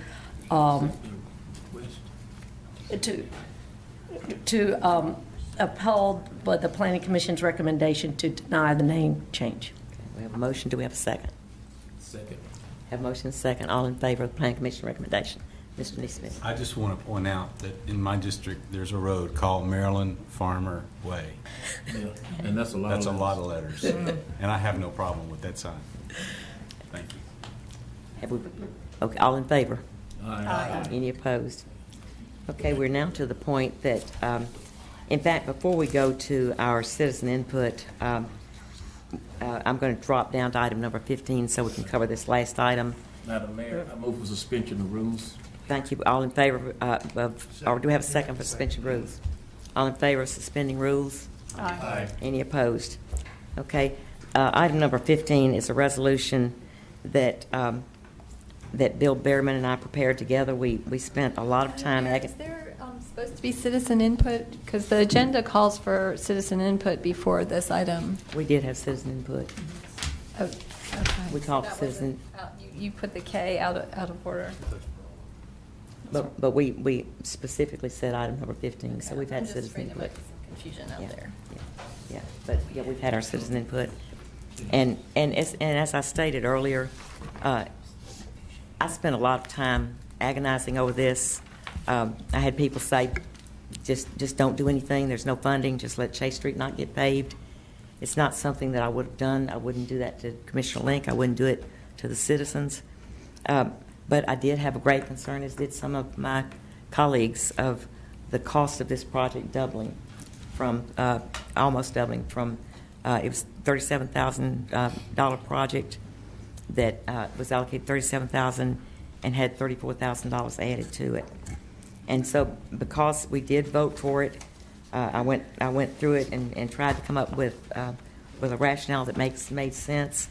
And Ms. Link and I worked together and agreed on the solution to it. And so basically what this resolution does is it funds everything that was voted on in this non-funded project last meeting, with the exception of a crosswalk, which was non-conforming, and that's $11,000. And then there was, I believe it was $5,000 for one of the radar signs that Ms. Link and our staff together realized we had one that could be moved into a more effective place, and it really wasn't necessary to purchase another sign. So it reduced the cost by about $16,000. And I don't know whether the mayor can move or not, but anyway, that's my recommendation. If somebody'd like to make a motion. I'll move that we adopt the recommendation. I'll second that. Have a motion second. Discussion. Just a couple things, Madam Mayor. I appreciate it, and I know this was a particularly quirky process, and I'm always sorry for us and for the public when things seem to get that jumbled. And a couple things that I certainly would like to see just as we move forward, because there are always going to be projects that citizens have some strong thoughts about and really some beneficial thoughts about. And generally speaking, one of the things that I often see following public input sessions are summaries of that public input. And I know I didn't see that in this case, so I just want to make sure that that continues to be part of our protocol, because I think that does inform us, and citizens inform each other. And to the citizens informing each other perspective, I've said I know in work sessions, and would like to reiterate that those opportunities that we can have to have some kind of group discussion when projects are coming forward, I think are most beneficial, because people do learn from one another. The other thing that I would hope to see, just as commissioners bring forward ideas, is when there is a relatively complex component in a plan, that if there is a visual representation that we can have when that comes forward, I think that helps everybody. I think a lot of this was challenging because we had a lot of narrative but no graphical illustration of what was happening, counter to what the initial staff proposal was. So I think that benefits us a lot too when we've got something like this. But I'm happy to support this in front of us today. Thank you. Any further discussion? I remain concerned about a lot of things with this project, and a lot of the things I'm concerned about also involve the safety of that road. I was on my bike on Chase Street, and it does need to be resurfaced. It's a hazard as it is right now, and cannot wait another season to be repaved. Part of the cost that's with this, again, there's the repaving of this project and the striping of what goes on the new asphalt. And I feel like keeping our focus on that would reduce the cost again, because we still have some things in here that are expensive. And then the other part that I have concerns about is taking money away from a project that we already voted on and has higher traffic volume, faster cars, greater pedestrian volume. And I think that a terrible accident is imminent on Prince Avenue, with us not changing the Newton Street crosswalk relocation. And I'm looking for feedback from the other commissioners on how we can do both and not take one safety improvement away for another, because this concerns me. I think that the traffic on Prince Avenue is a higher volume. It happens 24/7, year-round, and I want to make sure that we're not losing one for the other. And so I look forward, I want to have some dialogue on that.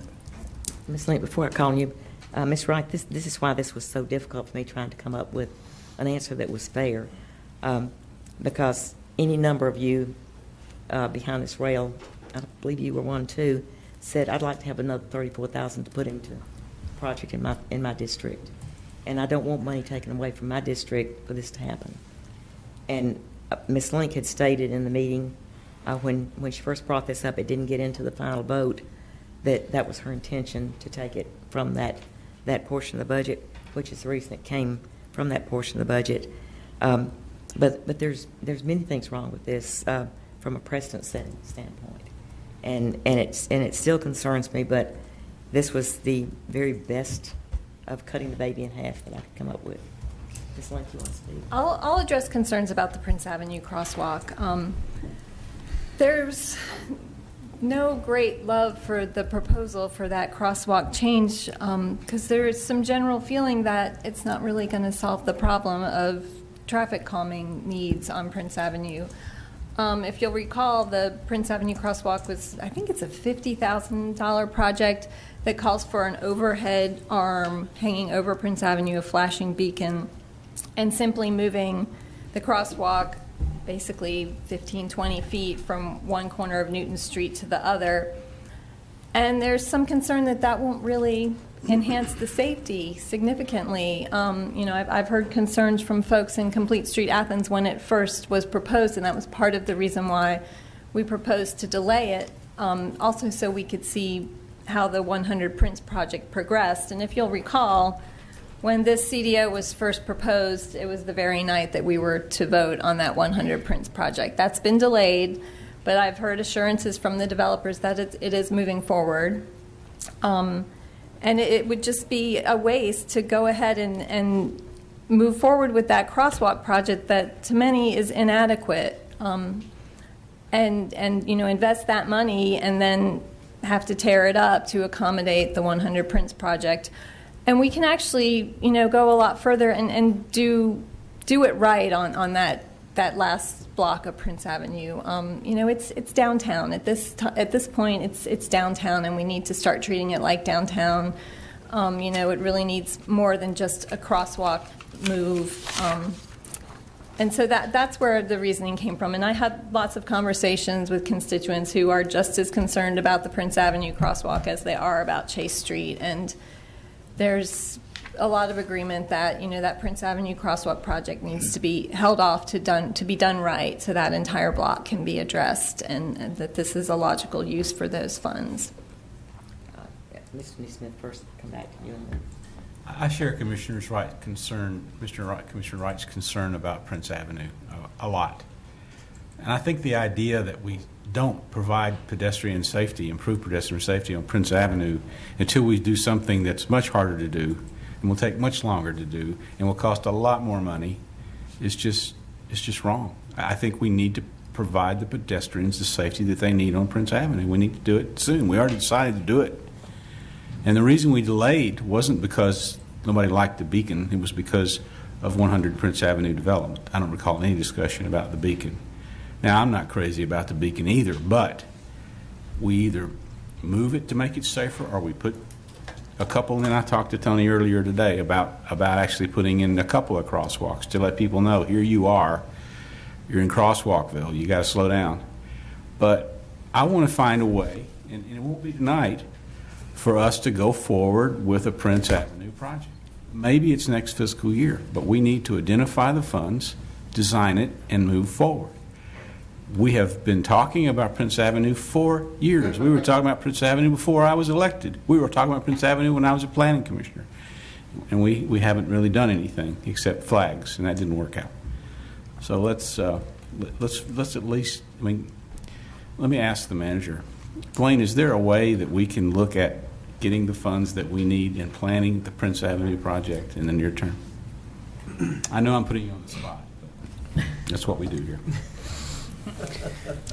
Well, and when you say the Prince Avenue project, that means different things to different people. And so I think the first answer to your question is, what specific projects is a consensus of the mayor and commission interested in? The process to implement those, perhaps we could have a work session. We would need some direction from a consensus of the mayor and commission about what it is they want to do.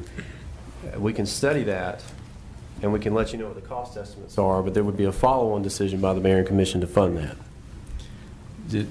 Well, I would like to see a proposal from Transportation and Public Works, some recommendations for us to choose on. We're not traffic engineers. Well, Mayor, if I might, please. I believe that those recommendations were advanced to the mayor and commission. The mayor and commission said, no, put that on hold. So that's where it rests right now. But we said put it on hold while 100 Prince Avenue came to fruition.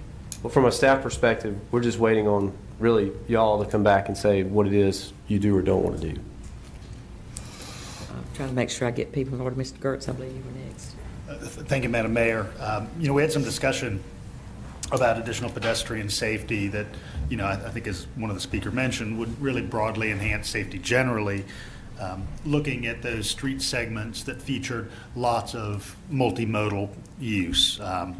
We identified 32 or 33, or staff identified 32 or 33, some of which are ACC streets and some of which are GDOT streets. And following our budget discussions, our 2 budget work sessions, Manager Williams sent out a memorandum noting that there are a number of funding sources that we might look toward, including $75,000 remaining from the 2005 SPLOST Sidewalk Improvement Program. As of July 1st of this calendar year, approximately $1.6 million of unallocated funds in the 2011 SPLOST Pedestrian Program. Again, as of July 1st of 16, about $250,000 in 2011 SPLOST Neighborhood Traffic Management Program funds. In this coming budget, there is also a capital program for $25,000 of bicycle improvements and another program for $25,000 in pedestrian safety improvements. So I think, given those collection of fund sources that we have, if we had a work session and we looked at those additional, it looks like about 21 road segments, we could make significant headway, because I think we do need to be looking holistically, and fortunately we have both a set of funding sources and we also have a set of identified roadways with some defined metrics applied to those roadways. So, we're not fumbling in the dark here, and I don't think we need to pretend like we are. I think we've got a real solid sense of how we can move forward. I think it's going to take a work session and certainly a little bit more finer analysis from Transportation Public Works, but we've got the tools in our box to do that work. Thank you for that clarification, Kelly, because it's not some arbitrary list. It's a list that was prioritized by safety and prioritized, 1 through 30 or whatever it was. And that was one of the things that bothered me most about this process tonight, that Chase Street was the very bottom of the list, and there were many other areas that came ahead of it. So the process was very difficult. And like I said, I was doing the best I could to split the baby and make it work for everybody. Mike, I believe you had something to say. I was just going to point out some of the things that Commissioner Gerst pointed out, and I don't know if you mentioned T-Splost or not, but that's another possibility that could come up after I've spent all that money. But if there's any left, but probably there will be. The other point I want to make too is, we had a work session on this. I think we've had some agenda settings. We had a voting session about some of these improvements, because there's still some improvements that I'll ask about later that are forthcoming. And we put Prince Avenue on hold because Commissioner Link wanted us to put it on hold. And it's, we respected that because it's in her district. But so we put it on hold, and now we're using the money for that for something else. It just seems, and I'm fine with that. I'm okay with the resolution because it's coming from that area, from that district. And I can understand the reasoning for putting it on hold if you think that the 100 Prince or whatever it's called is coming forward. But then don't go complain that nothing's being done on Prince because you asked us to put it on hold. Because something could have been done by now. It may not have been what everybody wanted, but something could have been done. So. Mr. Hamby, I'm sorry, but we don't need to be addressing each other. I'm sorry. No, I wouldn't. And Miss, because that's we need to be addressing the chair and the statements, but not. I don't want us to get into attacks on each other. So no, I understand, but I feel like I've just been reprimanded by the principal, but I wasn't. You've been reprimanded by the mayor, Mike, not the principal. No, it wasn't a reprimand. It's just easy to drift into those kind of things, and I didn't want that to happen. Allison had asked next. Yeah, I just wanted to point out my interpretation of the current crosswalk from what we studied earlier was that, one, the original location was recommended to be where it should be moved to, or the discussion of where it would be relocated to. One, because pedestrians are hidden by utility poles while they're waiting to cross the street, which is not going to be on the other side, as well as the turning lane into Newton, vehicles are sitting in the crosswalk. So it is a totally different dynamic and much safer for it to be moved. I just wanted to get my interpretation of that change, and it's good. I do have a question that would relate to Manager Williams. It's related to how the crosswalk. Bear with me on this. The crosswalk that's planned from Denny Tower across Daugherty, what kind of price range is that? Because I'm thinking if we take away money from the crosswalk relocation on Prince Avenue, maybe it could be at the price range to match what is happening on Daugherty. Bear with me on this. So the crosswalk that's planned at Denny Towers will have on the side of the road a rapid flashing beacon, and that is about $8,000. Okay. What was intended to occur near the grid, if you will, on Prince Avenue, was, we've got an issue there with the road being so wide that sometimes, the people in the middle lanes don't see the flashing beacon. So staff had recommended an overhead flashing beacon to round that out. And that's considerably more. That's about $30,000, as I understand it. Okay. Excuse me, are we not considering an overhead arm for Daughtery Street for next to the town? I don't think so. My memory's just... Yeah, I'm just not wanting to completely let go of the improvement that can easily be done. One, we delayed it. Two, now we're taking money away from it, and the ability for us to resurrect it and make an improvement is getting further away from us. And so I can move forward with the resolution as you've presented. And again, so much work has been done on this project. I'm not the only person who's ready to wrap it up, but I would appreciate if we would not lose touch with that improvement, and that hopefully we can use some of the money that Commissioner Gertz had fairly quickly listed might be available. Yeah, point of order now. Actually, all that's before us is the resolution, and all these peripheral things need to be decided at a later date in a more holistic way.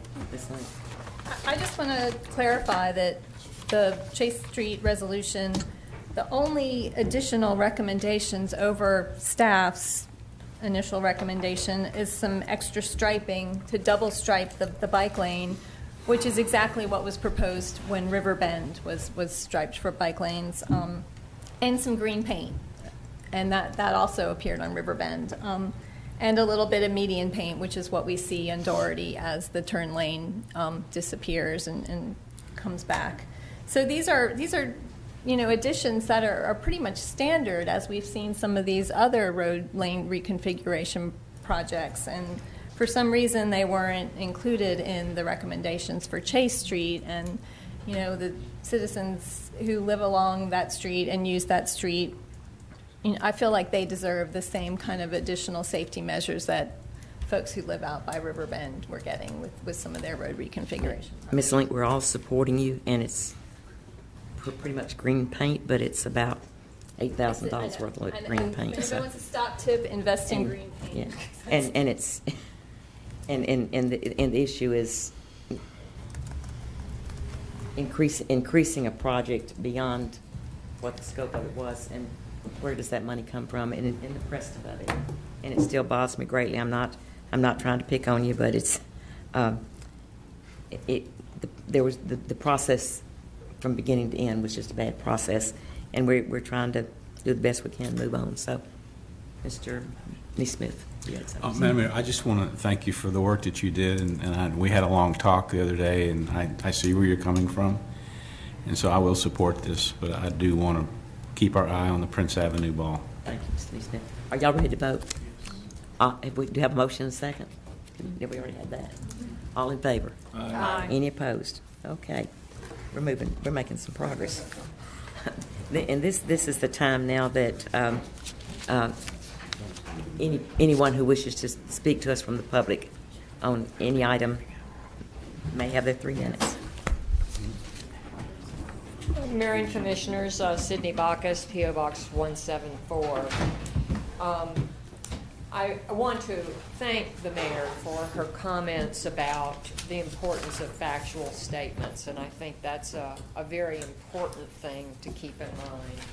And so I want to begin this comment with clarification that at the Citizens Advisory Committee, at no time did I indicate that I had taken water samples from wells or any other location.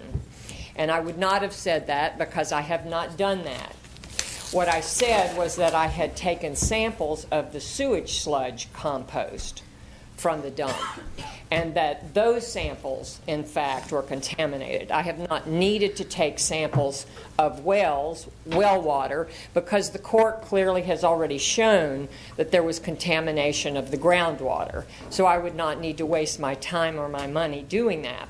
But what I really intended to comment on was another topic that was addressed during that meeting, and that was the intention of staff to proceed with meeting with sustainability people in Athens-Clarke County staff to move forward or investigate moving forward with the use of compressed natural gas vehicles for collection in the solid waste department. And natural gas is full of environmental problems. It has approximately 90 times the climate change greenhouse impact of carbon dioxide. I'm going to give you some handouts, attachments to my comment letter to address this so that hopefully staff will not be wasting their time and money on this attempt at sustainability and greening Athens-Clarke County when I have requested for years use of funds for anaerobic digesters to digest the toxic contaminated municipal sewage sludge to use as energy to power the sewage treatment plants instead of contaminating the Billups Grove Church property and the Dunlap Road property. So I would suggest that perhaps you might direct staff that instead of spending their time on that, that they look into the anaerobic digesters to use as sustainable energy. Suki did make it clear that the methane gas, which is basically what the compressed gas is, cannot be used from the dump because that's already being used for power. So I appreciate your attention tonight, and I'm going to give you a copy of my comments with those attachments for the record. Thank you. Okay, we will come. Was there anyone else who wished to speak to us? Hey y'all, Jesse Houle, P.O. Box 445. Yeah, so I wanted to talk a bit more now that the budget is passed about living wages. Not trying to attack y'all. This is just the one chance we have each month to really have a dialogue with you, and it's the one chance we have to hear from y'all on the record what you do and do not think. And so far what we have on the record is a budget that's been passed that does not ensure living wages for all county employees.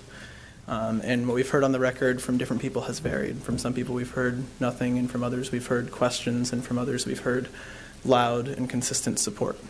And so what many of us, the hundreds of members at Athens for Everyone that come here with a few of us speaking on their behalf, are asking for, and the many hundreds more who signed the petition, has been pretty explicit all along. It's that we're calling for all ACC workers, including seasonal and temporary, not just the year-round part-time, to be paid a living wage, and which is $10.17 an hour.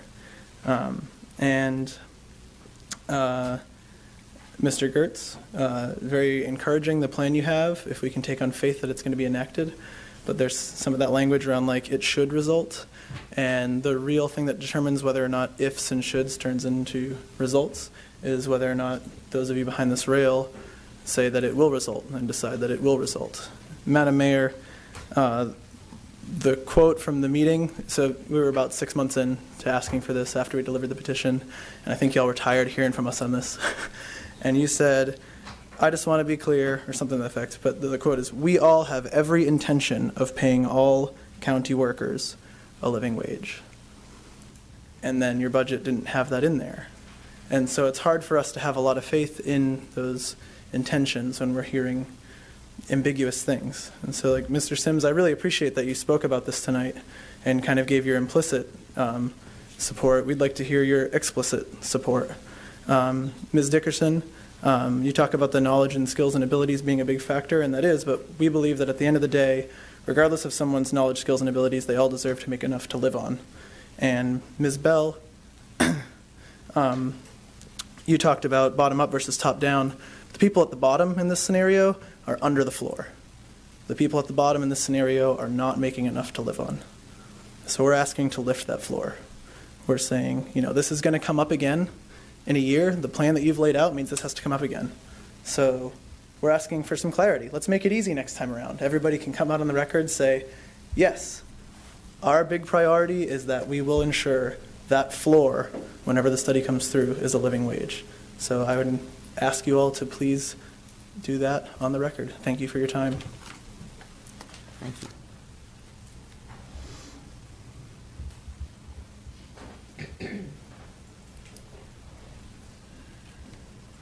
Tim Denson, 290 Midway Road. I know it's getting late. I'm getting tired. I'm sorry to come up here and do this again to you guys, but it's true. We get like one chance to do this, so it's happening.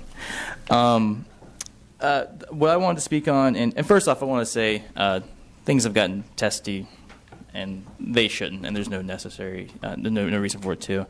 I know that you guys are here for the same reason that I'm here, and I would hope that everybody else in this room is here. And that's because we care about this community, we care about this county, we care about this town, and we want to do the best things for it. And I think it's important for everybody in the room, or people who might have just left the room, to remember that and to be respectful. And thank you all for doing that.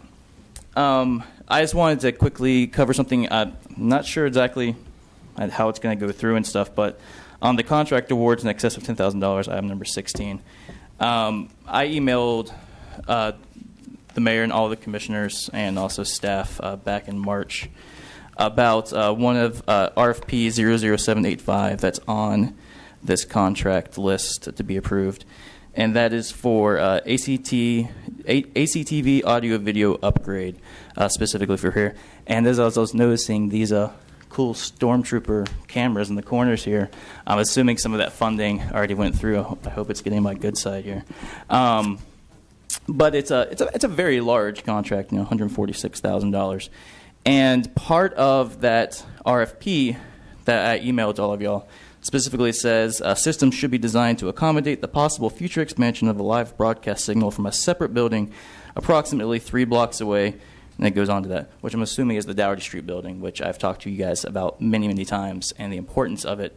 Because while I love coming up and sitting in this room with you twice a month for a couple hours, those Dougherty Street meetings are tough, and they go even longer. And I would really love to be able to sit at home with my wife and watch them on the computer instead.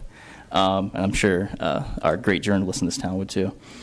So I know I saw the contract is being recommended to go to Armitage Computer Systems, and I would like just to hear a little bit info about what it is and if what is actually going to be a part of that could be used to accommodate the expansion of the Dougherty Street building. Because we talked about the budget here and funding. It's definitely going to be cheaper for us to do that eventually if we're doing it at the same time that we do upgrades here. I'm very curious of where the cameras went that were up here, the older ones, which I'm sure are completely still unusable mode that could, I don't know, possibly be used over in Dougherty Street building, saving some money because we need to save that money so that we can do things like pay people living wages, but also so that we can please. I know it is tough. It's really tough to get information sometimes, and it's not y'all's fault all the time. But it is hard, and those conversations that happen in that building, I've been there. Those conversations are important. You guys are making decisions there. And especially when it came to the budget talks, I couldn't be at one of those meetings. I had somebody else there. I was trying to get notes for them, trying to ask them questions. It was very, very tough, and I had nothing to go back to reference. So this needs to be important. I would love to hear more information about what's in that RFP and how that's going to be used for the Dougherty Street building and maybe where those cameras went. Okay. Anybody else? Okay, we're going to come behind the rail. Mr. Manager, do you have anything for us? Ms. Behrman? I have nothing, thank you. Ms. Mattox? Okay, we'll start with you, Ms. Bell, and circle the room. I think I'd like to rest in peace on my voice. Thank you. Mine's about ready for it, too. She may have seen my list over here. That's why she wanted to do time. it. But in the budget discussions, I did fail to mention that almost over 60% of it goes to our public safety and our courts and our fire and police, and that's an important component that I shouldn't have overlooked, and I apologize for that. But certainly that's a major part of a service that we provide to the people of this community, is making sure that they're safe, and that's a real important part. And it's real important, especially come July 1st, because the mayor and I are on the ADDA, and we've worked out a way to where we can have fireworks on July 1st. So if we're going to have fire officials around the buildings to make sure that nothing occurs, like a few years ago when City Hall caught on fire with the fireworks. So at any rate, I hope y'all can make plans to come out on July 1st. It's Independence Day, and Commissioner Harrod is not here, but it's a day that we recognize the freedom from the British tyranny. It's when we whipped them, Mike. It's when we whipped them. Yeah, it is July 1st. Yes, okay. Yes, it's July 1st. It's when the fireworks company could do it. But, and you'll get me back on that one. But it affords us an opportunity to do it on a night that no one else is doing it. So that'll be good. And in mentioning the ADDA too, and some of this I hope will be forthcoming for you soon, or some of the actions that the mayor and I are working with the ADD on, are an art incubator space for downtown. And we're also looking into the possibility of doing some sort of tech incubator space downtown to help diversify downtown as far as the workforce goes and as far as bringing more people downtown. So look for that in a little while, or soon, hopefully. And there are some requests I'd like to make of staff, if I could. I just would like to get an update on, speaking of Downtown Development Authority, the RFP that I know the Downtown Development Authority sent along to the manager's office for, at some point, presenting to the full mayor and commission, the Commissioner Gertz. I'm talking about the lot in front of Hotel Indigo that we've been working on an RFP for, that hopefully will be coming to us soon. And I was just wanting to get some clarification from management about when to expect that.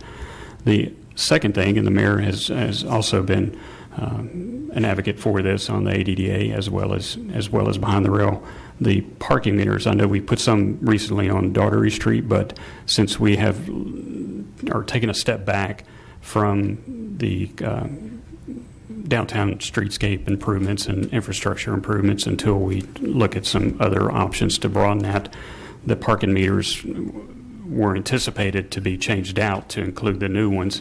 And since we have made that delay, can you give some indication about when we might expect, or could we expect, the new parking meters to replace those pay and display meters that everybody loves so much?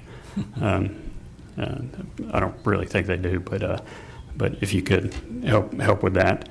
And then, as we're talking about some of the pedestrian safety money, Commissioner Wright, you'll remember this, and Commissioner Bell as well, since we all represent the Millage Avenue corridor area. There was some money allocated, I believe, for some specific crosswalks like we have done on Lumpkin Street.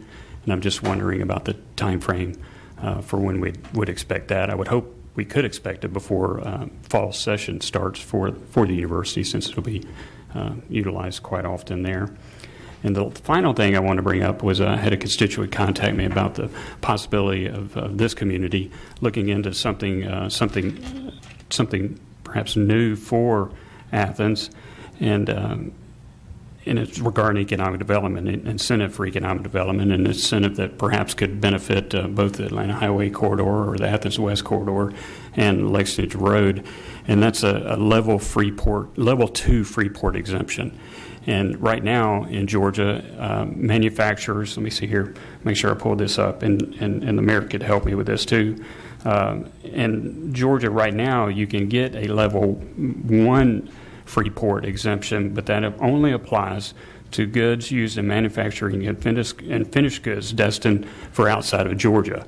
And car dealers also right now don't pay property tax at their inventory at the end of the year. They're exempt from that. What level 2 Freeport exemption does, and it would be something that would need to be voted on by the citizens, is it allows that same opportunity, it affords that same opportunity to retail establishments. So if you're a small mom and pop store, you could apply for that and get it if it were to pass the citizen vote. So my question is, what would that impact be? They kept shutting off my microphone, but what would that impact be for our community, not only for our budget, but perhaps for the school board budget as well, because it would apply to both of them. And I would imagine it might be, I don't know what, it could be a significant impact, I'm not sure. But if it is a significant impact, what would be a plan B that we could do something on our side of the tax digest, so that we could look for ways to incentivize retailers or small businesses who sell goods and incentivize that and give them something to keep doing that here in Athens. The thing about retailers is that they need their inventory in order to make money. And so they always have to have a high inventory. So I'm curious as to the impact if we were to move forward with a level 2 Freeport exemption, what that impact would be. And if we decide not to move forward, what is something similar that our Economic Development Department could come up with that would afford something similar. That's a lot. So thank you. Maybe Andrew William knows, or maybe you do, exactly what is covered under the level 2 It's retail inventory. It's all retail inventory? Yes, retail inventory. Yes, ma'am. Level 1 includes tax exemptions to manufacturers and warehouses on inventories of goods. So if they have inventories in their house and they're sold or finished and destined for outside of Georgia, they are exempt from paying the property tax at the end of the year on that. That's level 1. Yeah. And level 2 is the legislature passed that about a year or two ago to afford that same opportunity to retail establishments. But do they have to be designated for out of the community? I mean, no, ma'am. Not for, because most retail is not. So, yeah, not so would that be all inventory of retailers? Well, it would depend, because of course this is something that would need to be voted on by the citizens. But you can certainly set a percentage of what part of that inventory would be afforded. But I could see, I would wonder if this would be a good tool that we could put in our economic development toolbox for our director to use, and what the consequences would be budget-wise. Yeah, I just wanted us to have a better understanding. So sure. Yes, and you took the words right out of my mouth, Mike, and we haven't even talked. I know we've talked too, though. Yeah, the level 2 can be 20%, 40%, 60%, 80%, or 100. So you can choose your level. And the impact, I think, at 50% is about $1.5 million on our budget. So we have to do some careful planning to get there, and also have a model that shows us what the benefits are, which could include a stabilization or an increase in sales tax revenues, because we are attracting not only mom and pop stores, but the big guys too. So it is something I too would like for us to look at, because it's going to take some careful planning. At what level is the $1.5 million? I think it's 50%. No, I thought it was 100. I'm not sure, Yeah, Madam Mayor. sure. That's all right, yeah. We'd rather have the numbers from our finance department than from me. I would too. Yeah. I'm done. Thank you. I don't have anything. Thank you, Madam Mayor. I have a couple things, not nearly as heavy and some of us work hard.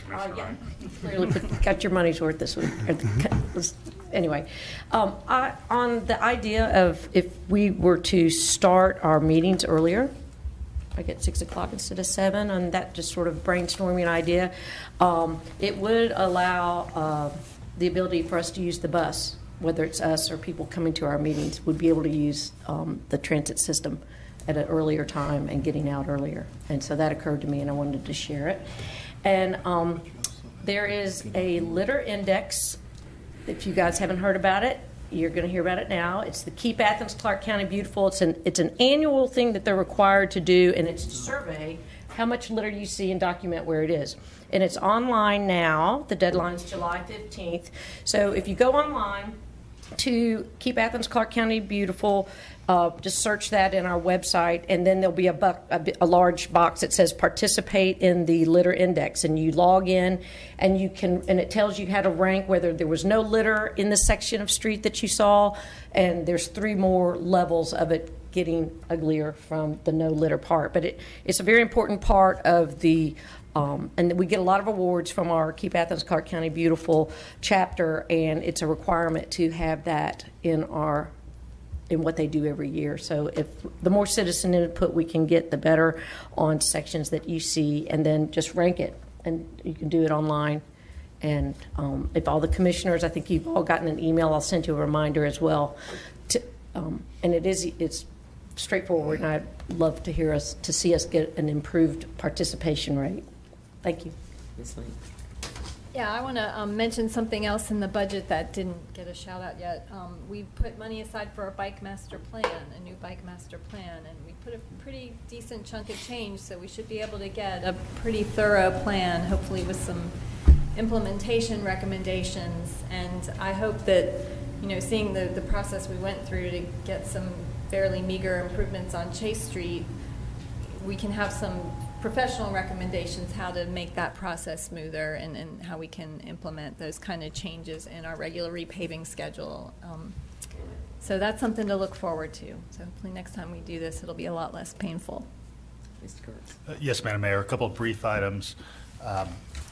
One of those funding sources that I identified earlier, really based on Manager Williams' kind of assembly of some spots in our forthcoming annual budget, was money in the SPLOST 2011 package for pedestrian safety and safe routes to schools.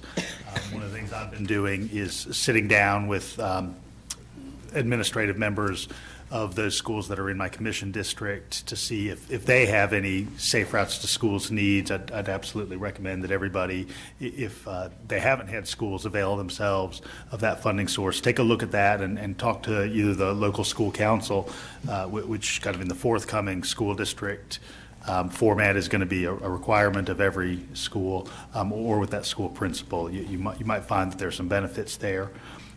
Another thing that I do want to mention that's sort of related is that the Legislative Review Committee meeting this month is going to be slightly off cycle given a lot of people's travel plans, and so we're going to be meeting the 16th, June 16th at 5:30 here in City Hall. And Mike mentioned the T-Splost that he spent 3 times over already, but we're trying to make sure that we spend it well. And so one of the things that LRC is working on is taking a look very broadly at how our sidewalk and pedestrian planning is going forward, so that when those T-Splost dollars do come realized, that we're spending them very effectively. And so we've got some collaboration from the Regional Commission and others. And I think that over a series of months, this isn't going to happen overnight, but over a series of months, we're really going to come forward with an even stronger pedestrian plan than we have in place right now. But I wanted to alert everybody to that meeting time and date because it's off cycle. Thank you. Mr. Sims. I have nothing. Thank you. Yeah, just a couple things, and you alluded to it earlier, actually spoke to it, Mitch Schrader's death, and I think it's important. There were a lot of us in the room that made it to that funeral, and I think it's a testament to the kind of guy he was, that it was standing room only. People were out into the parking lot, from what I understand. And, you know, given that he was not just a constitutional officer, but also the tax commissioner, which doesn't typically carry a great, you know, a lot of people don't typically let tax commissioner, but he was a really great guy. And certainly my prayers are with Gail and Evan, his son, and I'm sure everybody behind the rail feels the same way. Also wanted to mention, I don't know how many people knew, and several of you guys behind the rail have worked with him, was Commissioner Ken Jordan, who passed away May 14th. And I think he was 93, or 95. He certainly took as much as he gave. I had many opportunities to work with him when I was with the county, and he worked really hard for this community. And so I'm sorry to hear see that he passed away. And my condolences are with Commissioner Sims and loss of his father as well. Unfortunately, time is going, and we have a lot of. He was also 95, so. It's a wonderful thing that people are living that long. I don't know that I want to live that long. The other thing I want to do is a shout out to Central Services. District 1, we've had quite a bit, you know, with all the greenery coming out, we've had a lot of safety issues, places where line of sight's not very good, Morton Road, even down along areas within my subdivision. We don't have sidewalks, but a lot of people walk, and there's a lot of overgrowth into the area, and people tend to drive in the center lane, which can be dangerous for oncoming cars, and if somebody's walking, it can really create a huge hazard. Put in a request, and literally, I put in one this morning, and they've already addressed one of them. So there's a lot of that going on, but I just wanted a big shout out to them because they came out immediately and addressed those concerns. So, and with that, I will ask that we adjourn. Second. All in favor? Aye. Okay. Thank you. We're adjourned, guys.